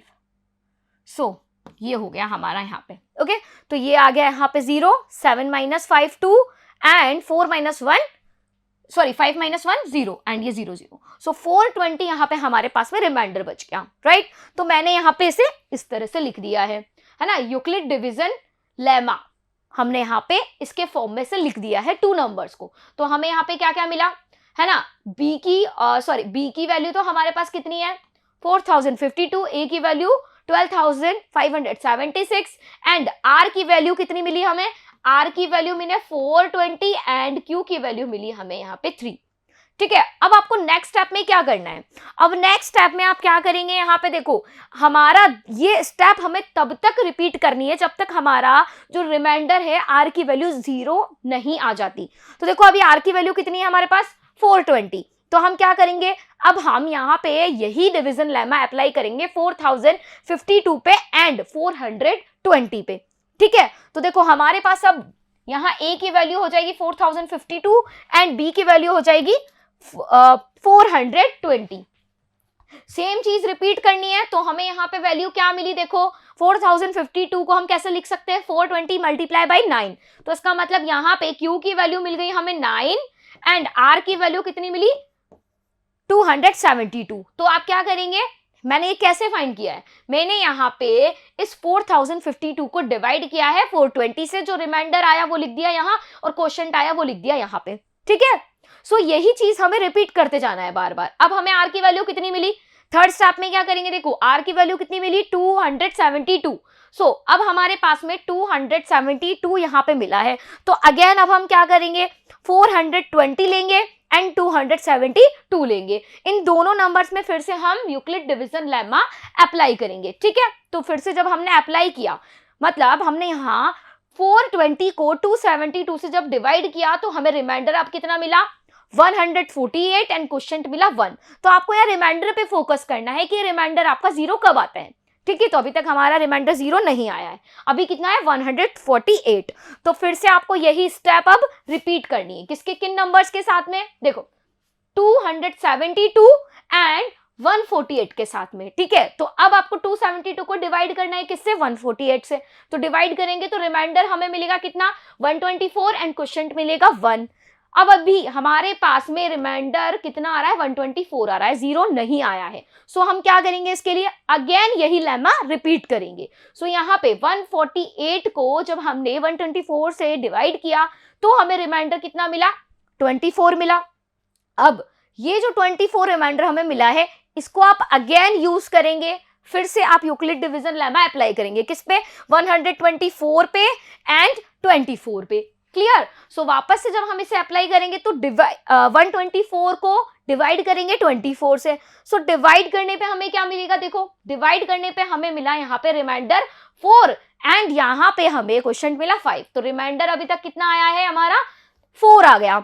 अब इस रिमाइंडर को हम फिर से यूज करेंगे, ठीक है? तो 4 लेंगे आप एंड लेंगे आप यहाँ पे क्या? अब 24 एंड 4, ठीक है? तो 24 और 4 पे अब आप यूक्लिड डिवीजन लेमा अप्लाई कीजिए, मींस 24 को 4 से डिवाइड कीजिए, तो रिमाइंडर क्या आएगा? अब हमारे पास रिमाइंडर 0 आएगा एंड यहाँ पे 6 क्या आ गया? क्वोशिएंट आ गया। तो जब आपका रिमाइंडर यहाँ पे 0 आ जाता है, ठीक है, तो यहाँ पे हमारा रिमाइंडर जब 0 आ जाता है तभी आपको ये जो प्रोसेस है उसे आपको स्टॉप कर देना है। ओके, तो हमें यहाँ पे रिमाइंडर 0 मिल गया एंड हमें यहाँ पे हमारा एचसीएफ मिल जाएगा। कितना एचसीएफ होगा? ये जो हमारा यहाँ पे ये जो वैल्यू हमें मिली है 4, यही हमारा क्या होगा? एचसीएफ होगा। So the remainder has now become 0. So our procedure stops. Since the divisor at this stage is 4. Divisor कितना है हमारे पास में? 4। हमने यहाँ पे देखो, हमने यहाँ पे डिवीजर जो रखा था वो क्या था हमारे पास? देखो हमने यहाँ पे क्या किया? 24 को किससे डिवाइड किया? 4 से। 24 को हमने यहाँ पे 4 से डिवाइड किया। सो कितने टाइम्स डिवाइड हो गया? 6 टाइम्स और रिमाइंडर 0 आ गया। तो जो डिवीजर आपका होता है वही आपका एचसीएफ होगा, ठीक है? ऐसा डिवीजर, लास्ट में जो डिवीजर आपको मिलता है जिससे हमारा रिमाइंडर 0 आ गया, वही आपके नंबर्स का क्या होगा? एचसीएफ होगा। तो यहाँ पे हमारा एचसीएफ कितना आ गया? 4 आ गया। तो इस तरह से आप यहाँ पे एचसीएफ फाइंड कर सकते हैं। तो ये जो यूक्लिड डिवीजन लेमा से हमने एचसीएफ फाइंड किया, अच्छे से आपको समझ में आ गया होगा। तो इससे रिलेटेड और भी बहुत सारी क्वेश्चंस हैं जो हम नेक्स्ट लेक्चर में डिस्कस करेंगे, ठीक है? सो एक और एग्जाम्पल हम यहाँ पे ले लेते हैं। Show that every positive even integer is of the form of 2q and that every positive odd integer is of the form of q plus 1 where q is some integer। देखो यहाँ पे क्या बोला है, आपको यहाँ पे शो करना है, प्रूव करना है क्या? कि हर एक पॉजिटिव इवन इंटीजर, तो इवन इंटीजर कोई सा भी पॉजिटिव इवन इंटीजर है वो हमारा 2q की फॉर्म में होता है, ठीक है? एंड जो ऑड हमारा इंटीजर होगा वो क्या होगा? 2q प्लस 1 की फॉर्म में होगा, where q is some positive integer. तो देखो इसको हम कैसे प्रूफ करेंगे? बहुत ही सिंपल सा प्रूफ है, आप यहाँ पे देखो इजीली से प्रूफ कर सकते हैं। देखो यहाँ क्या बोला है? q क्या है हमारा? कोई भी इंटीजर है, ठीक है? तो आप यहाँ इस 2q में, आप इस 2q में कोई भी इंटीजर की वैल्यू पुट कर दीजिए, पॉजिटिव इंटीजर, ठीक है? तो मैंने 1 पुट की, 2 पुट की, 3 पुट की, कोई भी पुट करो। तो यहाँ पे 2 मल्टीप्लाई कितना होगा? 1, कितना आएगा? 2। 2 मल्टीप्लाई 2 करेंगे कितना आएगा? 4। 2 मल्टीप्लाई 3 करेंगे कितना आएगा? 6। 2 मल्टीप्लाई 11 करेंगे तो कितना आएगा? 22। तो ये सारे नंबर्स जो मुझे मिले वो सब कैसे हैं? पॉजिटिव इंटीजर से। कैसे पॉजिटिव इंटीजर से? इवन पॉजिटिव इंटीजर से, ठीक है? तो ये ऑटोमेटिकली प्रूफ हो गया। अब आप इसी तरह से 2q प्लस में भी, 2q प्लस 1 में भी पुट करके देख लीजिए, तो आपको सारे ऑड नंबर्स मिल जाएंगे, ठीक है? सो कैसे करना है आपको इस क्वेश्चन को? Let a be any positive integer and b is equal to 2, ठीक है? सो यहाँ पे हमने क्या किया? a कोई भी एक पॉजिटिव इंटीजर है और b यहाँ पे हमारे पास कितना है? 2 है, okay? So then by Euclid's algorithm a is equal to 2q plus r। तो हमने यहाँ पे क्या करा? a और b हमने कोई भी यहाँ पे नंबर्स ले लिए, ठीक है, जिसमें b की वैल्यू हमने 2 पुट कर दी है। अब यूक्लिड डिवीजन लेमा से हम कैसे प्रूव करेंगे वो मैं आपको बता रही हूँ। मैंने आपको यहाँ ऐसे ही प्रूव करके बता दिया कि ये स्टेटमेंट क्या कहना चाहता है, ओके? सो देखो ये हमारा यूक्लिड डिवीजन लेमा हो गया जिसमें हमने a और b पॉजिटिव इंटीजर्स ले लिए और b की वैल्यू क्या हो गई? यहाँ पे 2 हो गई, ठीक है? सो ये हमारा हो गया a is equal to 2q plus r for some integer q जो है वो हमारा 0 से ग्रेटर होगा एंड जो r है वो हमारा 0 के इक्वल होगा, राइट? और r हमारा यहाँ पे या तो 0 के r हमारा 1 के इक्वल होगा। तो जब हमारा r यहाँ 0 के इक्वल आएगा तब हमारा क्या होगा? इवन होगा, और जब हमारा r यहाँ पे 1 होगा तब हमारा यहाँ पे क्या होगा? ये ऑड होगा नंबर, ठीक है? सो अब हमारे पास में 2 कंडीशंस बन गई है इस तरह से, a is equal to 2q and 2q plus 1, ठीक है? If a is of the form of 2q then a is an even integer, also a positive integer can be either even or odd. Therefore, any positive odd integer is of the form 2q plus 1. तो यहाँ पे हमने Euclid division lemma से भी इसे prove कर दिया और मैंने आपको यहाँ पे इस तरह से भी एग्जाम्पल लेकर भी प्रूव करके बता दिया. तो आप यहाँ पे कह सकते हैं कि जितने भी हमारे ऑड और इवन नंबर्स होंगे उनको हम इस फॉर्म में ही रिप्रेजेंट करेंगे. कौन से नंबर्स? इवन इंटीजर्स और ऑड इंटीजर्स. कैसे? पॉजिटिव. ओके, सो ये आपको एग्जाम्पल यहाँ पे समझ में टॉपिक है the fundamental theorem of arithmetic. Okay, so ये थ्योरम क्या है इसे ध्यान से समझेंगे आप. Every composite number can be expressed factorized as a product of primes and this factorization is unique apart from the order in which the prime factors occur. Okay, so यहाँ पे कोई भी अगर कंपोजिट नंबर है हमारे पास में, ठीक है, तो हम उसे एक यूनिक यहाँ पे एक यूनिक प्राइम फैक्टराइजेशन में रिप्रेजेंट कर सकते हैं. जैसे मैंने यहाँ पे एक एग्जाम्पल में लेती हूँ 24 नंबर मैंने यहाँ लिया, ठीक है, तो अब इस 24 को मैं रिप्रेजेंट कर सकती हूँ कैसे? देखो 24 का फैक्टराइजेशन कीजिए. सो 24 को हम फैक्टर्स अगर हम फाइंड करते हैं तो 2 से डिवाइड करेंगे 12, फिर 2 से डिवाइड करेंगे 6, फिर 2 से डिवाइड करेंगे 3, फिर 3 से डिवाइड करेंगे 1. सो 2 2 2 और 3. सो कितने टाइम्स आ गया हमारा यहाँ पे? 2 आया 3 टाइम्स. तो 2 की पावर हो गई 3 मल्टीप्लाई बाई 3. ओके, सो यहाँ पे ये मैंने क्या करा, इसके फैक्टर्स फाइंड कर दिए. तो 24 को मैं इस तरह से भी लिख सकती हूँ. तो ये थ्योरम क्या कहती है कि अगर कोई भी कंपोजिट नंबर आपके पास में है तो आप उसे इस तरह से रिप्रेजेंट कर सकते हैं, उसका फैक्टराइजेशन करके उसे इस तरह से लिख सकते हैं. ओके, तो ये हर एक नंबर के लिए एक यूनिक फैक्टराइजेशन, एक यूनिक रिप्रेजेंटेशन होगा. हो सकता है इनका ऑर्डर इधर उधर हो, है ना. ऑर्डर आप इसका जैसे 3 को पहले, 2 को आप बाद में लिख सकते हो, उससे कोई फर्क नहीं पड़ता, लेकिन ये चीज हर एक नंबर के लिए यूनिक होगी. ओके, जैसे यहाँ 24 को मैंने इस तरह से रिप्रेजेंट किया. अगर 12 की बारी आती है या फिर 15 की बारी आती है तो 15 को करो. सो 5 से डिवाइड करेंगे 2 टाइम्स, ये 5 से करेंगे, सॉरी हाँ, कितना है 25 से करेंगे, है ना. तो 25 का फैक्टराइजेशन करेंगे, 5 से डिवाइड करेंगे 5 टाइम्स, फिर 5 से करेंगे 1 टाइम. तो 25 का फैक्टराइजेशन क्या होगा? 5 मल्टीप्लाई बाई 5 मीन्स 5 स्क्वायर. तो यहाँ पे हर एक नंबर का अलग फैक्टराइजेशन होगा, ठीक है, यूनिक होगा. तो ये थ्योरम यही कहती है, ठीक है, कि आप किसी भी कंपोजिट नंबर को इस तरह से रिप्रेजेंट कर सकते हैं. तो ये आगे आपके किस तरह काम में आएगी देखिए. उसके पहले हम यहाँ पे एक एग्जाम्पल लेंगे. Find the HCF of 96 and 404 by the prime factorisation method, hence find their LCM. तो आपको यहाँ पे एलसीएम भी फाइंड करना है, एचसीएफ भी फाइंड करना है. क्लियरली बोला गया है कि प्राइम फैक्टराइजेशन मेथड आपको यूज करना है. इसके पहले हमने यहाँ पे जो एचसीएफ फाइंड किया था वो कैसे फाइंड किया था? वो हमने फाइंड किया था यहाँ पे यूक्लिड डिवीजन लेमा से. अब हम यहाँ पे प्राइम फैक्टराइजेशन मेथड यूज करने वाले हैं जो कि बहुत सिंपल सा है. ओके, तो कैसे करेंगे? देखो यहाँ हमारे पास 96 है एंड 404 है, ठीक है, तो दोनों के आप फैक्टर्स फाइंड कर लेंगे. तो कैसे करते हैं फैक्टर्स फाइंड? देखो 2 से पहले डिवाइड करेंगे. सो 2 से डिवाइड करते हैं पहले हम, सबसे पहले 2, फिर 3, फिर 5, फिर 7, इस तरह से हम आगे बढ़ते हैं. तो 2 से डिवाइड करके देखिए कितना आएगा, 4 टाइम्स डिवाइड होगा. ओके, फिर ये यहाँ हो जाएगा 16 एंड 8 टाइम्स, सो 48 आ गया. ओके, नेक्स्ट हम डिवाइड करेंगे तो कितना आएगा 24, फिर नेक्स्ट डिवाइड करेंगे कितना आएगा 12, फिर नेक्स्ट डिवाइड करेंगे कितना आएगा, यहाँ आएगा 6, फिर नेक्स्ट डिवाइड करेंगे आएगा 3, फिर 3 से डिवाइड करेंगे एंड 1. कब तक हम करते हैं इस प्रोसेस को रिपीट? जब तक हमारा 1 नहीं आ जाता. ओके, सो यहाँ पे इसके फैक्टर्स क्या मिल गए हमें? 2 raised to power 5 multiply by 3. इन सबको आप साथ में लिख देंगे, 5 टाइम्स आ रहा है तो 2 raised to power 5 कर देंगे एंड ये मल्टीप्लीकेशन में 3 आ जाएगा. सो 96 के फैक्टर्स क्या हो गए? 2 raised to power 5 मल्टीप्लाई 3.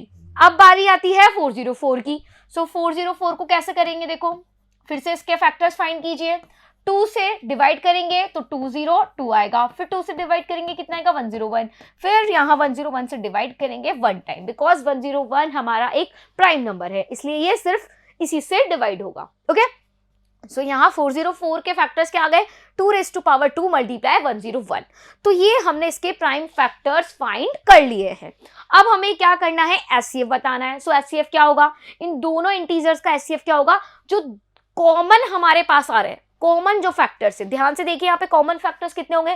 देखो 2 आ रहा है, यहाँ भी 2 आ रहा है, 2 आ रहा है, यहाँ भी 2 आ रहा है, लेकिन इसके आगे ये वाला 2, ये वाला 2 इसमें नहीं है, यहाँ पे 3 भी नहीं है और ये 101 इधर भी कहीं नहीं है। सो कॉमन क्या हो जाएगा हमारा, ओनली ये 2 स्क्वायर, ये 2 नंबर्स, ठीक है, ये 2 नंबर्स, राइट। सो आप यहां लिखेंगे 2 square is equal to 4, okay.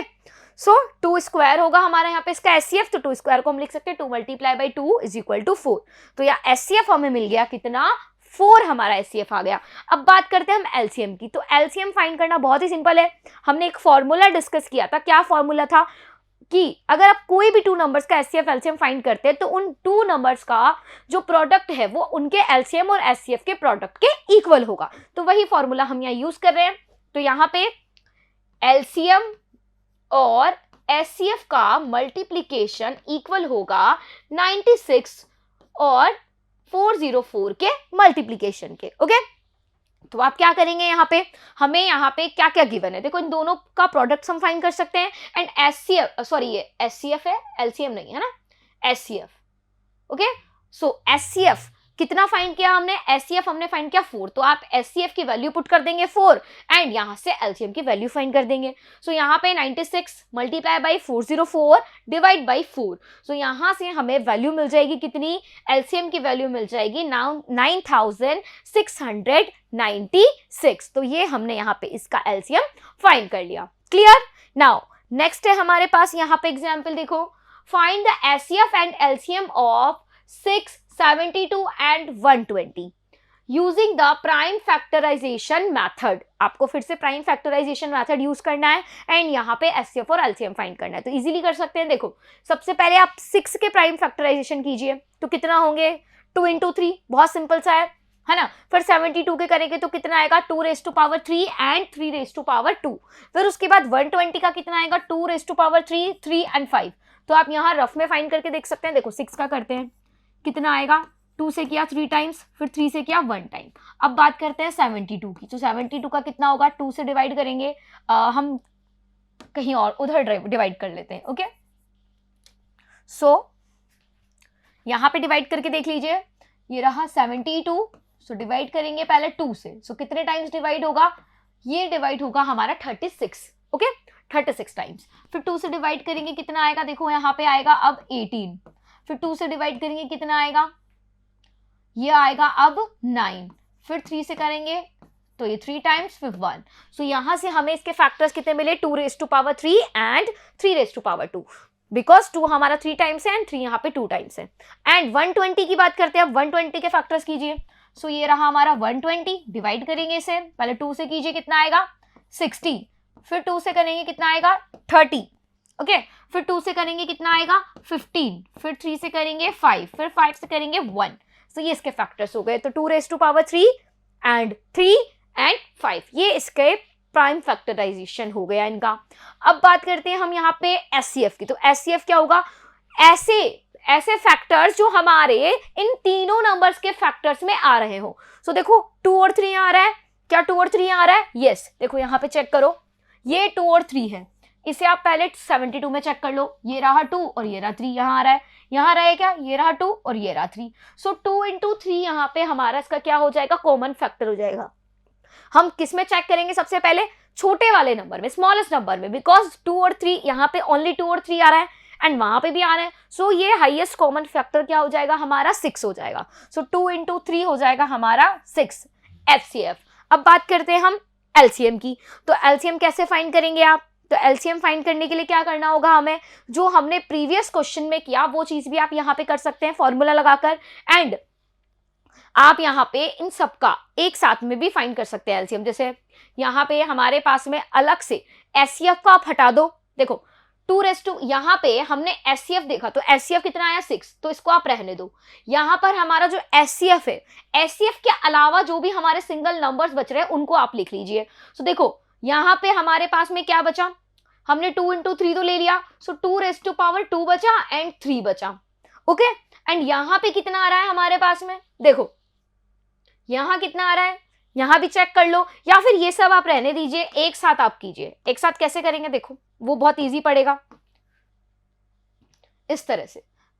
यहाँ पे ये 72 लिख लो, इधर 6 लिख लो एंड यहाँ लिख लो 120, ठीक है, एक साथ लिख लो, ओके।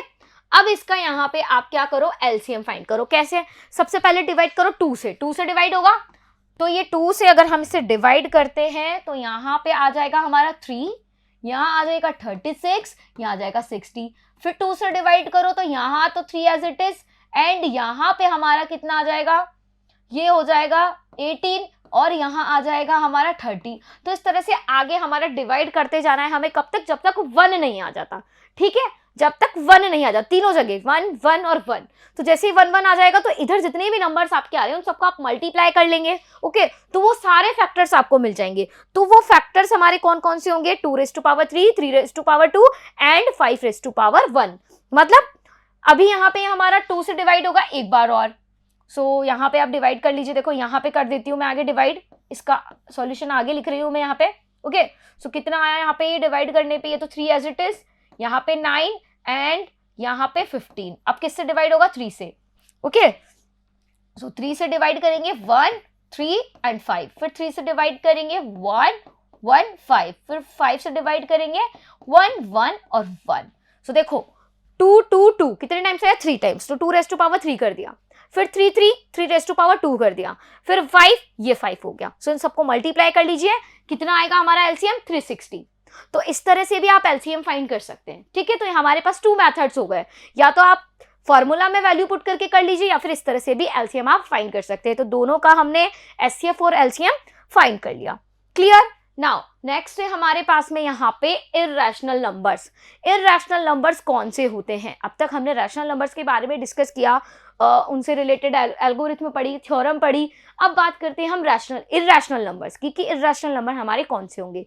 तो ऐसे नंबर्स जिन्हें हम P/Q के फॉर्म में नहीं लिख सकते, ओके। लेकिन सिर्फ यही डेफिनेशन काफी नहीं होती है, इसके अलावा हमें कुछ और भी चीजें मेंशन करनी होती है। क्या? देखो, a number is an irrational number if it has non, क्या लिखा है? It has non terminating and non repeating decimal representation. जब आप यहाँ पे कोई भी अगर कोई भी इर्रेशनल नंबर की बात करते हैं तो अगर आप उनका डेसिमल एक्सपेंशन करते हैं तो डेसिमल एक्सपेंशन कैसा होना चाहिए? नॉन टर्मिनेटिंग होना चाहिए। मतलब हमारे पास जैसे हमने बोला 1.5, तो 1.5 में हमारा 5 तक हो गया, स्टॉप, 5 के आगे कुछ नहीं है। लेकिन अगर मैं बोलूँ 1 1.5 2 7 3 4 1 2 3 0 फिर 1 फिर 2, तो ये हमारा कंटिन्यूअसली चलता जा रहा है, ये स्टॉप ही कभी नहीं होगा। तो ये हमारा हो गया नॉन टर्मिनेटिंग, ठीक है। एंड नॉन रिपीटिंग का मीनिंग हो गया, जैसे कि अगर मैं यहाँ बोल रही हूँ 1.222222222 या फिर 1.52525252, तो इस तरह से अगर मैं बोल रही हूँ तो यहाँ पे देखो 5252 रिपीट हो रहा है, या फिर 1.222 में 2 रिपीट हो रहा है, ठीक है। तो इस तरह से रिपीट नहीं होना चाहिए। तो अगर ये दोनों चीजें हैं हमारी, क्या? एक तो नॉन टर्मिनेटिंग होना चाहिए decimal expansion, and non repeating होना चाहिए, ठीक है। तो वो हमारा क्या होगा? इर्रेशनल नंबर होगा, क्लियर। एंड डेफिनेशन हमारी है, a number that can not be put in the form P/Q where P and Q are integers and Q हमारा 0 के इक्वल नहीं होना चाहिए, is called irrational number. So just rational number के opposite आप बोल दीजिए तो आपको यहाँ पे रैशनल नंबर्स की डेफिनेशन मिल जाएगी। जैसे यहाँ पे हमारे पास है एग्जाम्पल √2, √3, √11 और पाई, ओके। तो ये सारी जो हमारी वैल्यूज है, ठीक है, ये सारी हमारे नंबर्स जो हैं ये इर्रेशनल नंबर्स हैं। √2, √3, √11, √5, √7, ये सब हमारी क्या होंगी? इर्रेशनल वैल्यूज होंगी, क्लियर। तो आपको इर्रेशनल नंबर्स यहाँ पे समझ आ गया होगा, ओके। नाउ नेक्स्ट हमारे पास में यहाँ पे एक थ्योरम है, देखो क्या कह रही है ये theorem, let P be a prime number, ठीक है। यहाँ पे P क्या है? मतलब P यहाँ पे हमारे पास एक प्राइम नंबर है, मतलब इसके कोई फैक्टर्स हम नहीं कर सकते, right. If P divides A², P यहाँ पे A² को डिवाइड कर रहा है, तो then P divides A where A is a positive integer. यहाँ पे ये कहना चाह रहा है ये कि अगर A P² को डिवाइड करता है तो यहाँ पे A P को भी डिवाइड करेगा। देखो ये बहुत सिंपल सी थ्योरम है। क्या कहना चाह रहा है ये? हम A को यहाँ पे बोल सकते हैं क्या? 2, और P की वैल्यू आप बोल सकते हैं क्या यहाँ पे? 16, ठीक है। P की मतलब P की वैल्यू कितनी हो गई? P की वैल्यू आप 2 ले लीजिए एंड A² की वैल्यू आप ले लीजिए कितनी? 16, ठीक है। अब ठीक है हमारा अजम्पशन, तो P की वैल्यू हो गई हमारे पास में 2, मैंने यहाँ पे 22 लिख दिया, ओके, सो ये 2, right? So p is equal to 2 and a square is equal to 16। तो क्या बोला है, अगर p हमारा यहाँ a स्क्वायर को डिवाइड कर रहा है, तो देखो चेक करो क्या डिवाइड हो रहा है क्या। ये देखो 16 हमारा, अगर 16 को हम 2 से डिवाइड करें तो 8 मिल जाएगा। तो अब ये p a स्क्वायर को अगर डिवाइड कर रहा है तो ये p a को भी डिवाइड करेगा। तो देखो a की वैल्यू कितनी होगी, 16 किसका स्क्वायर होता है, 4 का। तो यहाँ पे ये जो p है ये 4 को, इस a को भी डिवाइड करेगा। मींस 4 डिवाइड बाई 2 करो, कितने टाइम डिवाइड होगा, 2 टाइम्स। तो हो रहा है डिवाइड। तो इसका मतलब ये जो हमारी थ्योरम है ये राइट है एकदम। ओके, सो बस आपको यही प्रूव करना है। तो हम इस तरह से नहीं प्रूव करेंगे, इसे थ्योरेटिकली प्रूव करना होगा, राइट? सो स्टार्ट करते हैं हम। देखो, let the prime factorisation of a b as follows. हम यहाँ पे a है ना, उस a एक नंबर ले लेते हैं कोई भी, ठीक है? तो उसका प्राइम फैक्टराइजेशन क्या है, देखो इस a को, ये जो a स्क्वायर है ना, यही वाला a हमने लिया है जिसका प्राइम फैक्टराइजेशन हमने यहाँ पे लिख लिया है क्या, p1 p2 p3 up to pn, ठीक है? कितना भी हो सकता है। सो p1 p2 pn क्या है यहाँ पे, प्राइम से not necessarily distinct. Okay, therefore a square क्या हो जाएगा, a square is equal to कितना हो जाएगा, a के जो फैक्टर्स है वो लिख दो, फिर a के फैक्टर्स लिख दो, इनको मल्टीप्लाई करके लिख दो। तो यहां से जैसे ही, अब देखो p1 और p1 दोनों आपस में मल्टीप्लाई हो रहे थे, हम p1 स्क्वायर लिख सकते हैं। p2 हो रहा है तो इसे p2 स्क्वायर लिख सकते हैं। इसी तरह से pn हो रहा है मल्टीप्लाई, तो इसे हम pn स्क्वायर लिख सकते हैं। Clear? Next, now we are given that p divides a square. हमने यहाँ पे देख लिया, देखो जो p है हमारा वो a स्क्वायर को डिवाइड कर रहा है। तो मैंने अभी आपको प्रूव करके बताया, उसी को मैंने जनरली यहाँ ले लिया, ठीक है? तो हम कह सकते हैं क्या कि from the fundamental theorem of arithmetic it follows that p is one of the prime factors of a square. ठीक है, a स्क्वायर का प्राइम फैक्टर है हमारा p, right? However, using the uniqueness part of the fundamental theorem of arithmetic, we realize that only prime factors of a square are p1 p2 pn। ठीक है, so p is one of the p1 p2 pn। p जो हमारा है वो p1 p2 pn में से ही है, एक प्राइम फैक्टर है। Since a is equal to p1 p2 up to pn and p divides a, है ना? तो p1 p2 pn हमारा a स्क्वायर को भी डिवाइड कर रहा है एंड a को भी डिवाइड कर रहा है। हमने यहाँ पे शो करके देख लिया, है ना? हमने यहाँ पे आपको समझा दिया। सो हम यहाँ कह सकते हैं क्या कि अगर कोई भी नंबर, अगर जैसे हमारा p है ना, प्राइम फैक्टर, वो अगर a स्क्वायर को डिवाइड कर रहा है तो वो a को भी डिवाइड करेगा। So we are now ready to give a proof that √2 is irrational number. तो नेक्स्ट हम क्या करने वाले हैं, अब हम प्रूव करेंगे कि हमारा जो √2 है वो इरेशनल होता है। देखो √2 मैंने आपको कहा कि वो इरेशनल है, लेकिन आप प्रूफ कैसे करेंगे उसे, तो वो प्रूफ कैसे किया जाता है वो मैं आपको आज सिखाने वाली हूँ। Okay, the proof is based on the technique called proof by contradiction. तो हम इसे कैसे प्रूफ करेंगे, कॉन्ट्राडिक्शन से हम इसे प्रूफ करेंगे। ओके, सो स्टार्ट करते हैं हम इसका प्रूफ। सो एग्जाम्पल है हमारा, prove that √2 is an irrational number. आपको यहाँ बताना है कि √2 इरेशनल नंबर होता है, तो उसके लिए हम क्या करेंगे, हम यहाँ पे कॉन्ट्राडिक्शन क्रिएट करेंगे। ठीक है, मतलब यहाँ कॉन्ट्रेरी आपको लेना होगा। So let us assume to the contrary that √2 is a rational number. आप क्या करेंगे भाई, हमें प्रूव करना है कि √2 इरेशनल नंबर होना चाहिए, लेकिन हम यहाँ मान के बैठ जाते हैं कि √2 जो है वो रैशनल नंबर है। क्या है, रैशनल नंबर है। अब हमारा अगर √2 रैशनल नंबर है, so we can find the integers r and s such that √2 is equal to r upon s। अगर हमारा यहाँ पे देखो √2 रैशनल नंबर है, अगर ये रैशनल नंबर है तो हम कह सकते हैं कि इसे p अपॉन q के फॉर्म में हम रिप्रेजेंट कर पाएंगे। ओके, तो हमने यहाँ रिप्रेजेंट कर दिया, p अपॉन q की जगह हमने r अपॉन s ले लिया। Okay, so √2 is equal to r upon s। Suppose r and s have a common factor other than 1। हम मान लेते हैं कि हो सकता है r और s के पास में एक कोई भी इसका एक HCF हो, है ना? मतलब यहाँ पे 1 के अलावा कोई अदर एक कॉमन फैक्टर हो, तो उससे हम डिवाइड कर देते हैं इसको, है ना, r और s को। तो हमें यहाँ पे जो नया नंबर मिलेगा वो क्या मिलेगा, √2 is equal to a upon b। जो कॉमन फैक्टर था, मान लो r और s का कॉमन फैक्टर है 5, तो 5 से जैसे ही हमने डिवाइड किया तो हमें मिल गया क्या, a upon b। So where a and b are को प्राइम।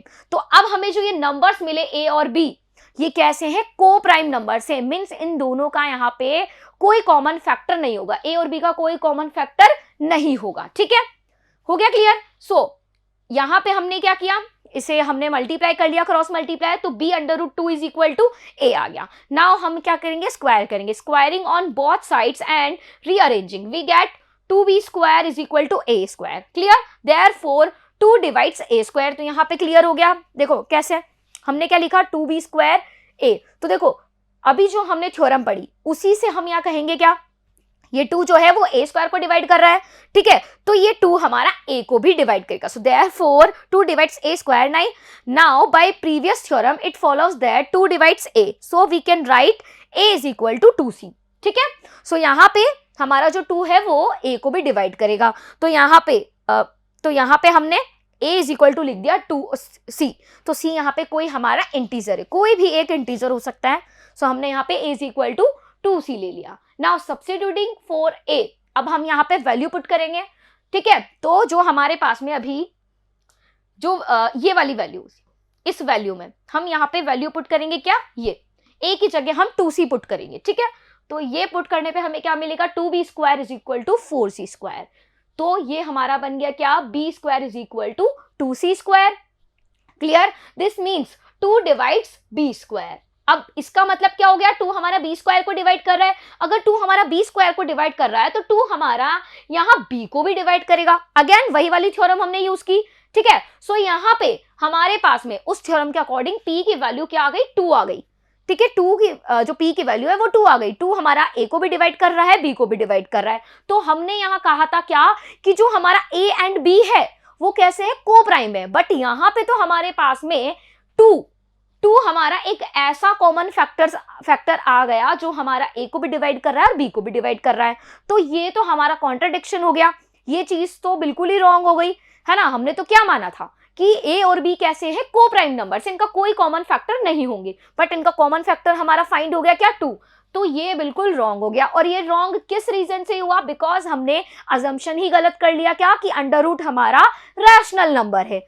बिकॉज हमारा अंडर रूट 2 तो इरेशनल नंबर है, तो इसलिए हमारा जो ये हमने माना था कि अंडर रूट 2 रैशनल है वो बिल्कुल गलत हो गया है। तो हम कह सकते हैं क्या, कि under root 2 is irrational. Clear, so therefore a and b have at least 2 as a common factor, but this contradicts the fact that a and b have no common factor other than 1. This contradiction has arisen because of our incorrect assumption. ये जो हमारा contradiction है वो कैसे arise हुआ, because हमने यहाँ पे जो assumption किया था कि अंडर रूट 2 रैशनल है वो wrong है। okay, so we conclude that under root 2 is irrational number. okay, next example. so example है हमारा, show that 5 minus under root 3 is irrational. okay, तो यहाँ पे 5 माइनस अंडर रूट 3 को आपको इरेशनल प्रूफ करना है। तो बहुत ही सिंपल है, जैसे आपने अंडर रूट 2 को प्रूफ किया था, ये उससे भी आसान है, बिल्कुल उसी तरह से आपको करना होगा। ओके, बल्कि उससे भी ज्यादा इजी होने वाला है। तो क्या करना है, फर्स्ट स्टेप क्या है, देखो हम क्या करेंगे, यहाँ पे वही कॉन्ट्रडिक्शन, यहाँ पे कॉन्ट्रेरी हम अप्लाई करेंगे। हम यहाँ पे क्या करेंगे, इसे रैशनल मानेंगे, क्या अज्यूम करेंगे, रैशनल। 5 माइनस अंडर रूट 3 को हमें इरेशनल प्रूफ करना है, तो इसके लिए हम इसे पहले क्या अज्यूम कर लेते हैं कि ये नंबर जो है वो हमारा रैशनल है। Okay, so let us assume to the contrary that 5 minus under root 3 is rational. Okay, अब ये अगर रैशनल नंबर है हमारा, सो यहाँ पे हम इसे रिप्रेजेंट कर सकते हैं P अपॉन Q की फॉर्म में। अगर कोई भी आपका रैशनल नंबर है तो उसे आप P अपॉन Q के फॉर्म में रिप्रेजेंट कर सकते हैं। So that is we can find the coprime A and B। तो यहाँ A एंड B हमारे को प्राइम नंबर से, such that 5 minus under root 3 is equal to हो जाएगा क्या हमारा A अपॉन B। ओके, तो यहाँ A अपॉन B कैसे है, हमारे को प्राइम नंबर से। ओके, तो A अपॉन B को प्राइम नंबर हो गया यहाँ पे। सो 5 माइनस अंडर रूट 3 की जो वैल्यू है वो A अपॉन B मिल गई है। अब A अपॉन B को प्राइम है, इट मीन्स कि हम इन्हें और डिवाइड नहीं कर सकते हैं। ओके, सो यहाँ पे से हम रीअरेंज कर लेंगे, है ना। 5 minus A upon B under root 3 is equal to under root 3 को हम रीअरेंज करेंगे तो हमें मिलेगा under root 3 is equal to 5 minus A upon B is equal to 5B minus A upon B। देखो यहाँ पे क्या करा, under root 3 is equal to हमने कितना कर लिया, है ना, under root 3 is equal to 5 minus A upon B कर लिया। मीन्स यहाँ अंडर रूट 3 की वैल्यू हमने निकाल ली है। ओके एंड यहाँ एलसीएम लिया, सो ये 5b minus a upon b हो गया। तो हमें यहाँ पे जो वैल्यू मिली वो ये वाली वैल्यू हो गई। क्लियर? सो यहाँ पे √3 की वैल्यू कितनी मिली हमें? 5b minus a upon b। अब आप यहाँ देखेंगे तो a एंड b और 5 हमारे क्या है? इंटीजर्स है। Okay so 5b minus a upon b कैसा नंबर हो गया? रैशनल नंबर हो गया। जबकि हमने पढ़ा है कि √3 जो है वो इर्रेशनल नंबर होता है। कैसा नंबर होता है? इर्रेशनल नंबर होता है। जब √3 इर्रेशनल नंबर होता है एंड यहाँ हमारा क्या प्रूफ हो रहा है कि √3 कैसा हो रहा है? यहाँ पे देखो 5b minus a upon B rational proof हो रहा है। तो यहाँ पे ये चीज क्या हो गई? रॉन्ग हो गई। तो यहाँ हमारा कॉन्ट्रडिक्शन क्रिएट हो गया है। ओके सो ये कॉन्ट्रडिक्शन क्यों अपीयर हुआ है ना? बिकॉज हमने यहाँ पे 5 माइनस √3 को क्या अज्यूम कर लिया था? रैशनल अज्यूम कर लिया था, जबकि ये कैसा नंबर है हमारा? इर्रेशनल नंबर है। सो यहाँ से इस तरह से आप इसे प्रूव कर सकते हैं। तो आप लिखेंगे आगे, since a and b are integers we get 5 minus a upon b is rational and so √3 is rational. But this contradicts the fact that √3 is irrational. This contradiction has arisen because of our incorrect assumption. Okay? हमने यहाँ पे incorrect assumption किया, means हमने यहाँ पे 5 minus √3 को rational माना, जबकि वो क्या था? irrational था. So 5 minus √3 is rational. तो ये हमारा गलत था assumption. So we conclude that 5 minus √3 is irrational. तो यहाँ पे इस तरह से आप इसे प्रूव कर सकते हैं। ऑलराइट, नाउ नेक्स्ट हम देखते हैं यहाँ पे। ओके सो नेक्स्ट एग्जांपल है, show that 3√2 is irrational number. फिर से आपको यहाँ पे प्रूव करना है। तो बिल्कुल अभी जो हमारा प्रीवियस एग्जांपल था वही चीज हमें यहाँ पे लिखनी है, वही फॉर्मेशन रहने वाला है, वही चीज हम यहाँ पे बार बार रिपीट कर रहे हैं। ओके सिर्फ यहाँ डिजिट्स हमारे चेंज हो रहे हैं। तो इस तरह के क्वेश्चंस को आपको इसी तरह से करना होगा। ओके सो फिर से हम अज्यूम कर लेते हैं कि 3√2 जो है वो हमारा कैसा है? रैशनल नंबर है। ओके क्या अज्यूम कर लेंगे आप? इसे रैशनल अज्यूम कर लेंगे। ओके तो अज्यूम करने के बाद में यहाँ पे हम क्या करेंगे? इसे a अपॉन b के फॉर्म में रिप्रेजेंट करेंगे। So let us assume to the contrary that 3√2 is rational. That is, we can find co-prime numbers a and b. b does not is equal to क्या हो जाएगा यहाँ पे? ये b जो है वो 0 के इक्वल नहीं होना चाहिए, आपको पता है। Such that 3√2 is equal to a upon b। तो यहाँ पे हमने 3√2 को रैशनल फॉर्म में लिख लिया। कैसे? a अपॉन b के फॉर्म में, राइट? अब हम इसे रीअरेंज करेंगे एंड √2 की वैल्यू यहाँ पे लिख लेंगे क्या? a upon 3b। यहाँ पे 3 हमारा मल्टीप्लीकेशन में था, इधर ट्रांसफर करेंगे तो डिवीजन में आ जाएगा। सो a अपॉन 3b आ गया। अब आप इसे ध्यान से देखिए, a 3 और b हमारे कैसे नंबर से? इंटीजर से। यहाँ पे क्लियरली लिखा है को प्राइम नंबर से, a और b इंटीजर से हमारे, एंड यहाँ पे जो 3 है वो भी इंटीजर है। तो जो ये हमें मिला है a अपॉन 3b, तो ये कैसा हो गया? रैशनल हो गया, right? Since 3a and b are integers, so a upon 3b is rational and so √2 is rational. √2 को यहाँ पे इन्होंने रैशनल बोल दिया। कैसे बोल दिया? हमने यहाँ प्रूव किया a अपॉन 3b रैशनल है, तो √2 इसके इक्वल है, तो √2 भी रैशनल हो गया। बट हमने क्या पढ़ा है अब तक? हमने क्या प्रूव किया प्रीवियस क्लास में? कि √2 हमारा इर्रेशनल नंबर होता है। तो जब √2 हमारा इर्रेशनल नंबर है तो यहाँ पे ये रैशनल जो बता रहा है वो तो बिल्कुल रॉन्ग हो गया। तो इसका मतलब यहाँ पे फिर से कॉन्ट्रडिक्शन हमारा अपीयर हो गया। तो क्या करेंगे अब हम? तो यहाँ पे हम जो अजम्पशन हमने किया था कि 3√2 रैशनल है, वो अजम्पशन ही हमारा गलत था, इसलिए ये कॉन्ट्राडिक्शन यहाँ पे क्रिएट हुआ। ओके सो यहाँ पे हम बोल सकते हैं we conclude that 3√2 is irrational number. So यहाँ पे आप बोल देंगे कि 3√2 जो है वो हमारा इर्रेशनल नंबर होगा। ठीक है, तो कॉन्ट्रडिक्शन से ही, कॉन्ट्रेरी आप अप्लाई करके ही यहाँ पे ऐसे क्वेश्चंस को प्रूव कर सकते हैं। तो जितने भी अगर आपको इस टाइप के क्वेश्चंस मिलते हैं जिसमें आपको यहाँ पे प्रूव करना हो क्या?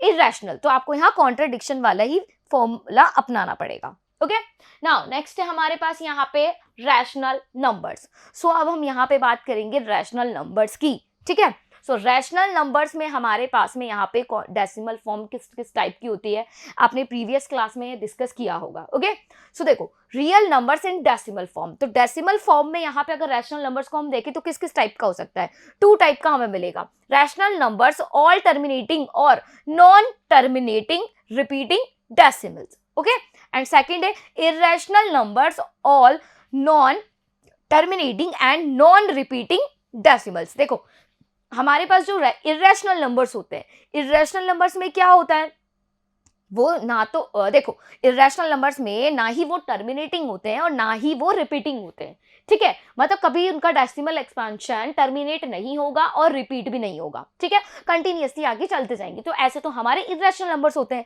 लेकिन रेशनल नंबर्स में क्या होता है, रेशनल नंबर्स में हमारे पास में टर्मिनेटिंग भी हो सकता है और नॉन टर्मिनेटिंग रिपीटिंग डेसिमल भी हो सकता है। देखो अगर टर्मिनेटिंग डेसिमल है तो उसका मतलब तो क्लियर हो गया कि वो रैशनल नंबर है, लेकिन अगर डेसिमल एक्सपेंशन नॉन टर्मिनेटिंग है बट वो रिपीटिंग है तो आप कहेंगे कि वो क्या होगा, रैशनल होगा। सो यहाँ पे 2 चॉइस बनती है हमारी, एक तो टर्मिनेटिंग हो गया एंड सेकंड हो जाएगा क्या, non terminating repeating decimals. Okay, so terminating decimals and non terminating decimals में ये डिवाइड हो जाएगा। तो अगर टर्मिनेटिंग डेसिमल है तो आप उसे यहाँ पे P/Q की फॉर्म में रिप्रेजेंट कर सकते हैं and so Q can be expressed in the form 2 raised to power m and 5 raised to power n where m and r non-negative integers। देखो इसे हम आगे और थ्योरम्स में समझेंगे, ठीक है, मैं आपको एक्सप्लेन करूंगी। एंड सेकंड थिंग है नॉन टर्मिनेटिंग डेसिमल्स। अब यहाँ पे x इज इक्वल टू क्या है, P/Q है, सो Q can not be express in the form 2 raised to power m and 5 raised to power n where m and r non-negative integers। तो हम कब बोल सकते हैं, देखो टर्मिनेटिंग डेसिमल और नॉन टर्मिनेटिंग डेसिमल हम कब कहेंगे, जब हमारे पास में ये Q है, मतलब डिनोमिनेटर में जो है, अगर डिनोमिनेटर में जो भी नंबर हमारा है उसे अगर हम 2 raised to power m and 5 raised to power n की फॉर्म में रिप्रेजेंट कर सकते हैं तो वो हमारा टर्मिनेटिंग होगा, एंड अगर हम उसे रिप्रेजेंट नहीं कर सकते तो वो नॉन टर्मिनेटिंग डेसिमल होंगे। क्लियर? सो ये कुछ हमारी यहाँ पे डेसिमल से रिलेटेड थोड़ा सा थ्योरी थी, तो आपको ये समझ आ गई होगी। अब नेक्स्ट हम यहाँ पे डिस्कस करने वाले हैं फाइनाइट और टर्मिनेटिंग डेसिमल्स को, ठीक है। सो फाइनाइट और टर्मिनेटिंग डेसिमल क्या होंगे हमारे, आपने पढ़ा होगा, पहले भी डिस्कस किया होगा। So every fraction P/Q can be expressed as a decimal. हम यहाँ पे कोई भी अगर हमारे पास फ्रैक्शन है, कोई भी फ्रैक्शन है तो उसे हम डेसिमल में रिप्रेजेंट कर सकते हैं, है ना, डेसिमल एक्सपेंशन उसका कर सकते हैं। If the decimal expression of P/Q terminates, that is comes to and then the decimal so obtained is called terminating decimal। अब मैं टर्मिनेटिंग बार बार यूज कर रही हूँ, तो टर्मिनेटिंग डेसिमल का मतलब क्या है, उसका मीनिंग है यहाँ पे क्या, कि जैसे ही आप यहाँ पे उसका डेसिमल एक्सपेंशन करते हैं तो वो क्या हो जाना चाहिए, किसी एक पॉइंट पे स्टॉप हो जाना चाहिए। मीन्स यहाँ पे अगर जैसे मेरे पास में क्या है, एग्जाम्पल हम लेते हैं 1/4। सो 1/4 लिया, इट मीन्स मैंने यहाँ 1 को 4 से डिवाइड किया, तो 1 को 4 से डिवाइड करने पे मेरा कितने टाइम्स डिवीजन गया, 0.25 टाइम्स, ठीक है। तो ये 0.25 यहाँ पे क्या हो गया, इसके बाद आगे नंबर्स नहीं है मेरे पास में, तो ये टर्मिनेट हो गया। जैसे यहाँ पे 1 है, हम 1 को 4 से डिवाइड करते हैं, ओके, तो यहाँ पे 1 हमारा 4 से डिवाइड नहीं होगा, ओके। सो यहाँ क्या करेंगे, हम डेसिमल लगाएंगे, फिर यहाँ पे क्या हो जाएगा, एक 0 लग जाएगा, है ना, डेसिमल लगाते एक 0 बढ़ जाएगा। अब ये 2 टाइम्स डिवाइड हो जाएगा, सो ये 8 एंड सब्ट्रैक्ट करेंगे 2, फिर हम यहाँ पे अगेन 0 लगाएंगे, है ना, फिर इसके बाद ये कितने टाइम्स डिवाइड होगा, 5 टाइम। सो हमारा यहाँ पे रिमाइंडर अब क्या आ जाएगा, 0 आ जाएगा। सो इसका मतलब यहाँ डिवीजन कितने टाइम्स हुआ हमारा, 0.25 टाइम्स। तो यहाँ पे 1/4 का जो डेसिमल एक्सपेंशन हमने किया, डेसिमल फॉर्म में हमने लिखा, वो क्या हुआ, 0.25 हुआ। तो यहाँ पे 0.25 कैसा हो गया, टर्मिनेटिंग हो गया, इसके आगे नंबर्स हमारे नहीं आ रहे हैं। इसी तरह से 5/8 को करेंगे तो 0.625 आएगा, तो ये टर्मिनेटिंग हो गया। 13/5 को करेंगे तो ये 2.6 आएगा, ये टर्मिनेटिंग हो गया। मतलब अगर वो कहीं हम डिवीजन जब कर रहे हैं तो वो क्या हो जाना चाहिए, डिवीजन हमारा किसी एक पॉइंट पे, क्वेश्चन जो हमारा है, क्वेश्चन है ना, वो क्या हो जाना चाहिए, स्टॉप हो जाना चाहिए, मतलब रिमाइंडर 0 आ जाना चाहिए। जैसे हमने अगर यहाँ पे न्यूमरेटर को डिनोमिनेटर से डिवाइड किया किसी फ्रैक्शन को, तो हमारा रिमाइंडर 0 आ जाना चाहिए। 0 अगर रिमाइंडर आ रहा है, इट मीन्स कि वो टर्मिनेट हो गया। क्लियर? सो इसे हम टर्मिनेटिंग डेसिमल भी कह सकते हैं या फिर फाइनाइट डेसिमल भी कह सकते हैं। ओके, नाउ नेक्स्ट है हमारे पास में यहाँ रिपीटिंग और रिक्वायरिंग डेसिमल्स। ठीक, या तो हम यहाँ पे रिपीटिंग डेसिमल्स कहें या फिर रिक्वायरिंग डेसिमल्स कहें, दोनों में से आप कुछ भी कह सकते हैं। सो क्या होता है रिपीटिंग डेसिमल? हमारे जो डेसिमल्स है वो बार बार रिपीट हो रहे हो, किसमें? क्वोशिएंट में। Okay, so a decimal in which a digit or a set of digits repeats periodically is called a repeating or a recurring decimal। जब आप यहाँ कोई भी फ्रैक्शन को डेसिमल एक्सपेंशन अगर करते हैं तो वो डेसिमल एक्सपेंशन में हमारा अगर कोई भी नंबर बार बार रिपीट हो रहा है या फिर कोई भी डिजिट्स का सेट अगर रिपीट हो रहा है तो हम उसे क्या कहेंगे? हम उसे कहेंगे रिपीटिंग decimals या फिर recurring decimals। okay, in a recurring decimal we place a bar over the first block of the repeating part and omit the other repeating blocks। okay, so यहाँ पे हम क्या करेंगे? जैसे अगर हमारे पास में कोई भी नंबर है, ठीक, कोई भी फ्रैक्शन है, जैसे एग्जाम्पल लिया हमने 2/3, तो 2/3 का जब आप यहाँ पे डिवीजन करेंगे, जैसे 2 को मैंने यहाँ 3 से डिवाइड किया है ना, 2 को मैंने 3 से डिवाइड किया, सो यहाँ पे जैसे मैं डिवाइड करूंगी 2 3 से डिवाइड नहीं होगा, सो यहाँ पे 0 और ये पॉइंट लगाएंगे, फिर यहाँ ये हो जाएगा हमारा 20, अब ये डिवाइड होगा 6 टाइम्स, तो क्या आ गया यहाँ पे? 18 आ गया। ओके, ये 6 आ गया। अगेन यहाँ अब देखो रिमाइंडर हमारा 2 बच गया, फिर से हम यहाँ 0 लगाएंगे, फिर 20 हो जाएगा, फिर ये 6 टाइम्स जाएगा, फिर हम यहाँ 18 से करेंगे तो फिर रिमाइंडर 0 बच जाएगा, तो ये प्रोसेस हमारा चलता रहेगा। सो यहाँ पे 0.666666 आता रहेगा। ओके, तो इस 6 को बार बार नहीं लिख करके कितनी बार लिखेंगे? इनफाइनाइट टाइम्स हम, क्योंकि ये स्टॉप हो ही नहीं रहा है, टर्मिनेट हो ही नहीं रहा है, तो इसलिए हम इसे रिप्रेजेंट कैसे करेंगे? 0.6 लिखेंगे एंड जो डिजिट हमारी, जो नंबर हमारा रिपीट हो रहा है उसके ऊपर हम बार लगा देंगे। ओके, सो यहां हम लिख देंगे 0.6 एंड इसके ऊपर बार, राइट। इसी तरह से अगर हमारे पास हम देखें नेक्स्ट एग्जांपल, तो 15/7 है। 15/7 को अगर आप देखें तो देखो यहाँ पे पर्टिकुलर एक नंबर्स का, एक डिजिट्स का सेट रिपीट हो रहा है। कौन सा सेट? देखो ये देखो, यहाँ से 1 से लेकर 7, फिर यहाँ 1 से लेकर 7, तो ये सेट बार बार यहाँ पे रिपीट होगा। ठीक है, तो ये जो रिपीट हो रहा है इस पूरे को रिप्रेजेंट करने के लिए हम क्या करेंगे? अब देखो 2.142857 है, तो ये वाले नंबर्स हमारे रिपीट हो रहे हैं, ये डिजिट्स रिपीट हो रही है, तो इसके ऊपर बार लगा देंगे। ओके, तो इस तरह से आप यहाँ पे जो रिपीटिंग डेसिमल्स हैं उन्हें रिप्रेजेंट कर सकते हैं। ओके, तो आपको समझ आ गया होगा टर्मिनेटिंग एंड रिपीटिंग डेसिमल्स हमारे कौन से होते हैं, राइट। अब यहाँ पे हमारे पास में कुछ थ्योरम्स हैं, इन थ्योरम्स का हम प्रूफ नहीं करेंगे, हमें बस इन थ्योरम्स का जो रिजल्ट है, जो थ्योरम्स ये कह रही हैं, उन्हें बस ध्यान में रखना है। ओके, सो देखो क्या है यहाँ पे, क्या लिखा है। सो ये आपकी एनसीईआरटी की थ्योरम 1.5 है। Let x be a rational number whose decimal expansion terminates, then x can be expressed in the form p upon q where p and q are co-prime numbers and the prime factorization of q is of the form 2 raised to power n and 5 raised to power m where n m are non negative integers. तो ये क्या कह रही है theorem? देखो इसका converse भी हम पढ़ेंगे।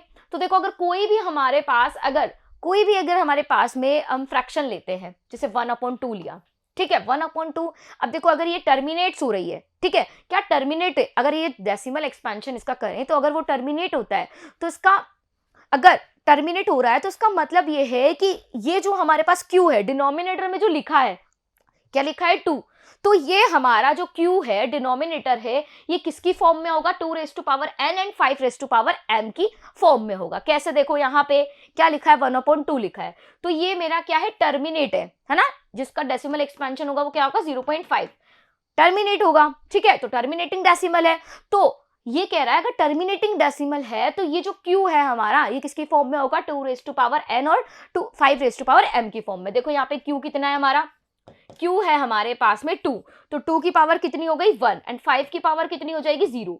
सो हमने ये रिप्रेजेंट कर दिया किसमें? 2 raised to power m and 5 raised to power n की फॉर्म में। एक और आप एग्जांपल ले सकते हैं, जैसे अगर हम बात करें यहाँ पे 15/2 की बात करते हैं। ठीक है, अब 15/2 में भी देखो ये हमारा टर्मिनेट होगा, तो क्या आएगा? इसको अगर डेसिमल एक्सपेंशन करेंगे तो 7.5 आएगा, तो टर्मिनेट हो गया। इट मींस कैसे? अब देखो ये टर्मिनेट हो गया, तो इसका मतलब ये जो 2 है ना, इसकी पावर हो जाएगी 1, 5 की पावर हो जाएगी 0। या फिर आप यहाँ पे ले सकते हैं क्या, आप यहाँ पे ले लीजिए जैसे 7/5। अब अगर ये 7/5 है तो देखो 7/5 भी हमारा टर्मिनेटिंग होगा। क्या आएगा टर्मिनेट होने पे? देखो ये आएगा 1 टाइम 1.4। कितना आ जाएगा? 1.4 आ जाएगा। तो 1.4 मतलब 7/5 का डेसिमल एक्सपेंशन कैसा है? टर्मिनेटिंग है। इट मींस यहाँ पे अब हम इस क्यू को रिप्रेजेंट कर सकते हैं 2n एंड 5m की फॉर्म में। तो देखो यहाँ पे 2 की पावर तो 0 हो जाएगी एंड 5 की पावर कितनी हो जाएगी? 1 हो जाएगी। तो हमने यहाँ पे इसे रिप्रेजेंट कर दिया। ओके सो अगर आपका कोई भी फ्रैक्शन है, कोई भी अगर आप रैशनल नंबर ले रहे हैं p/q की फॉर्म में और अगर वो टर्मिनेटिंग है तो हम यहाँ पे जो q है उसको हम 2n एंड 5m की फॉर्म में रिप्रेजेंट कर सकते हैं। सो नेक्स्ट जो थ्योरम है वो बिल्कुल इसकी अपोजिट है। सो थ्योरम 1.6 है हमारी, let x is equal to p/q be a rational number such that the prime factorization of q is the form 2n and 5m, where n and m are non-negative integers, then x has a decimal expansion which terminates। अब यहाँ पे कहा गया है क्या इस theorem में कि अगर आप कोई भी यहाँ पर फ्रैक्शन लेते हैं, कोई भी रैशनल नंबर लेते हैं, जैसे मैंने यहाँ p/q लिया, अगर हम यहाँ पे इस p/q में कह रहे हैं कि q जो है वो हमारा किस फॉर्म में? 2n एंड 5m की फॉर्म में है, तो जो डेसिमल एक्सपेंशन होगा वो क्या होगा? टर्मिनेटिंग होगा। सो सेम बिल्कुल पहले वाली थ्योरम है, बस उसका अपोजिट है। कैसे होगा? देखो मैंने यहाँ पे अब लिया क्या, फिर से हम ले लेते हैं 1/2 लिया, ठीक है।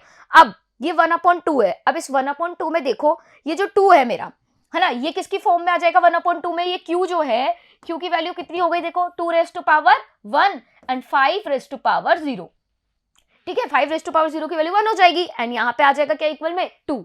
सो यहाँ पे हमने रिप्रेजेंट कर दिया ऐसे किसमें? 2m एंड 5n की फॉर्म में। तो आप कह सकते हैं क्या कि ये 1/2 जो है वो कैसा होगा? इसका जो डेसिमल एक्सपेंशन है वो कैसा होगा? टर्मिनेटिंग होगा। ओके सो यहाँ पे बिना डिवीजन किए आप बता सकते हैं कि जो हमारा डेसिमल एक्सपेंशन है वो टर्मिनेटिंग होगा या नहीं होगा, ठीक है। तो इस वाली थ्योरम को आपको ध्यान रखना है, इससे रिलेटेड आगे हम क्वेश्चंस भी एक्सरसाइज में सॉल्व करेंगे। एंड नेक्स्ट थ्योरम है हमारी यहाँ पे, let x is equal to p/q where p and q are coprimes be a rational number such that the prime factorization of q is not the form 2n and 5m, where n m are non-negative integers, then the x has a decimal expansion which is non-terminating, repeating, requiring। okay? सो यहाँ पे देखो क्या कह रहा है, जो चीज मैंने अभी आपको बताई बिल्कुल वही चीज लिखी हुई है। अगर आप यहाँ पे कोई भी अगर आपको यहाँ पे रैशनल नंबर मिलता है तो अगर वो रैशनल नंबर में अगर जो p/q है, जैसे मान लो p/q कोई रैशनल नंबर है, तो इसमें q जो है हमारा वो 2n एंड 5m की फॉर्म में नहीं है, तो आप कहेंगे क्या कि ये जो डेसिमल एक्सपेंशन है वो नॉन टर्मिनेटिंग, रिपीटिंग होगा। और अगर 2n एंड 5m की फॉर्म में है तो वो कैसा होगा? टर्मिनेटिंग होगा। तो इससे आप बता सकते हैं कि कौन सा टर्मिनेटिंग होगा और कौन सा नॉन टर्मिनेटिंग, रिपीटिंग होगा। Okay so we can conclude that the decimal expansion of every rational number is either terminating और नॉन टर्मिनेटिंग, रिपीटिंग। तो कोई भी अगर रैशनल नंबर है तो या तो उसका डेसिमल एक्सपेंशन टर्मिनेटिंग होगा या फिर नॉन टर्मिनेटिंग,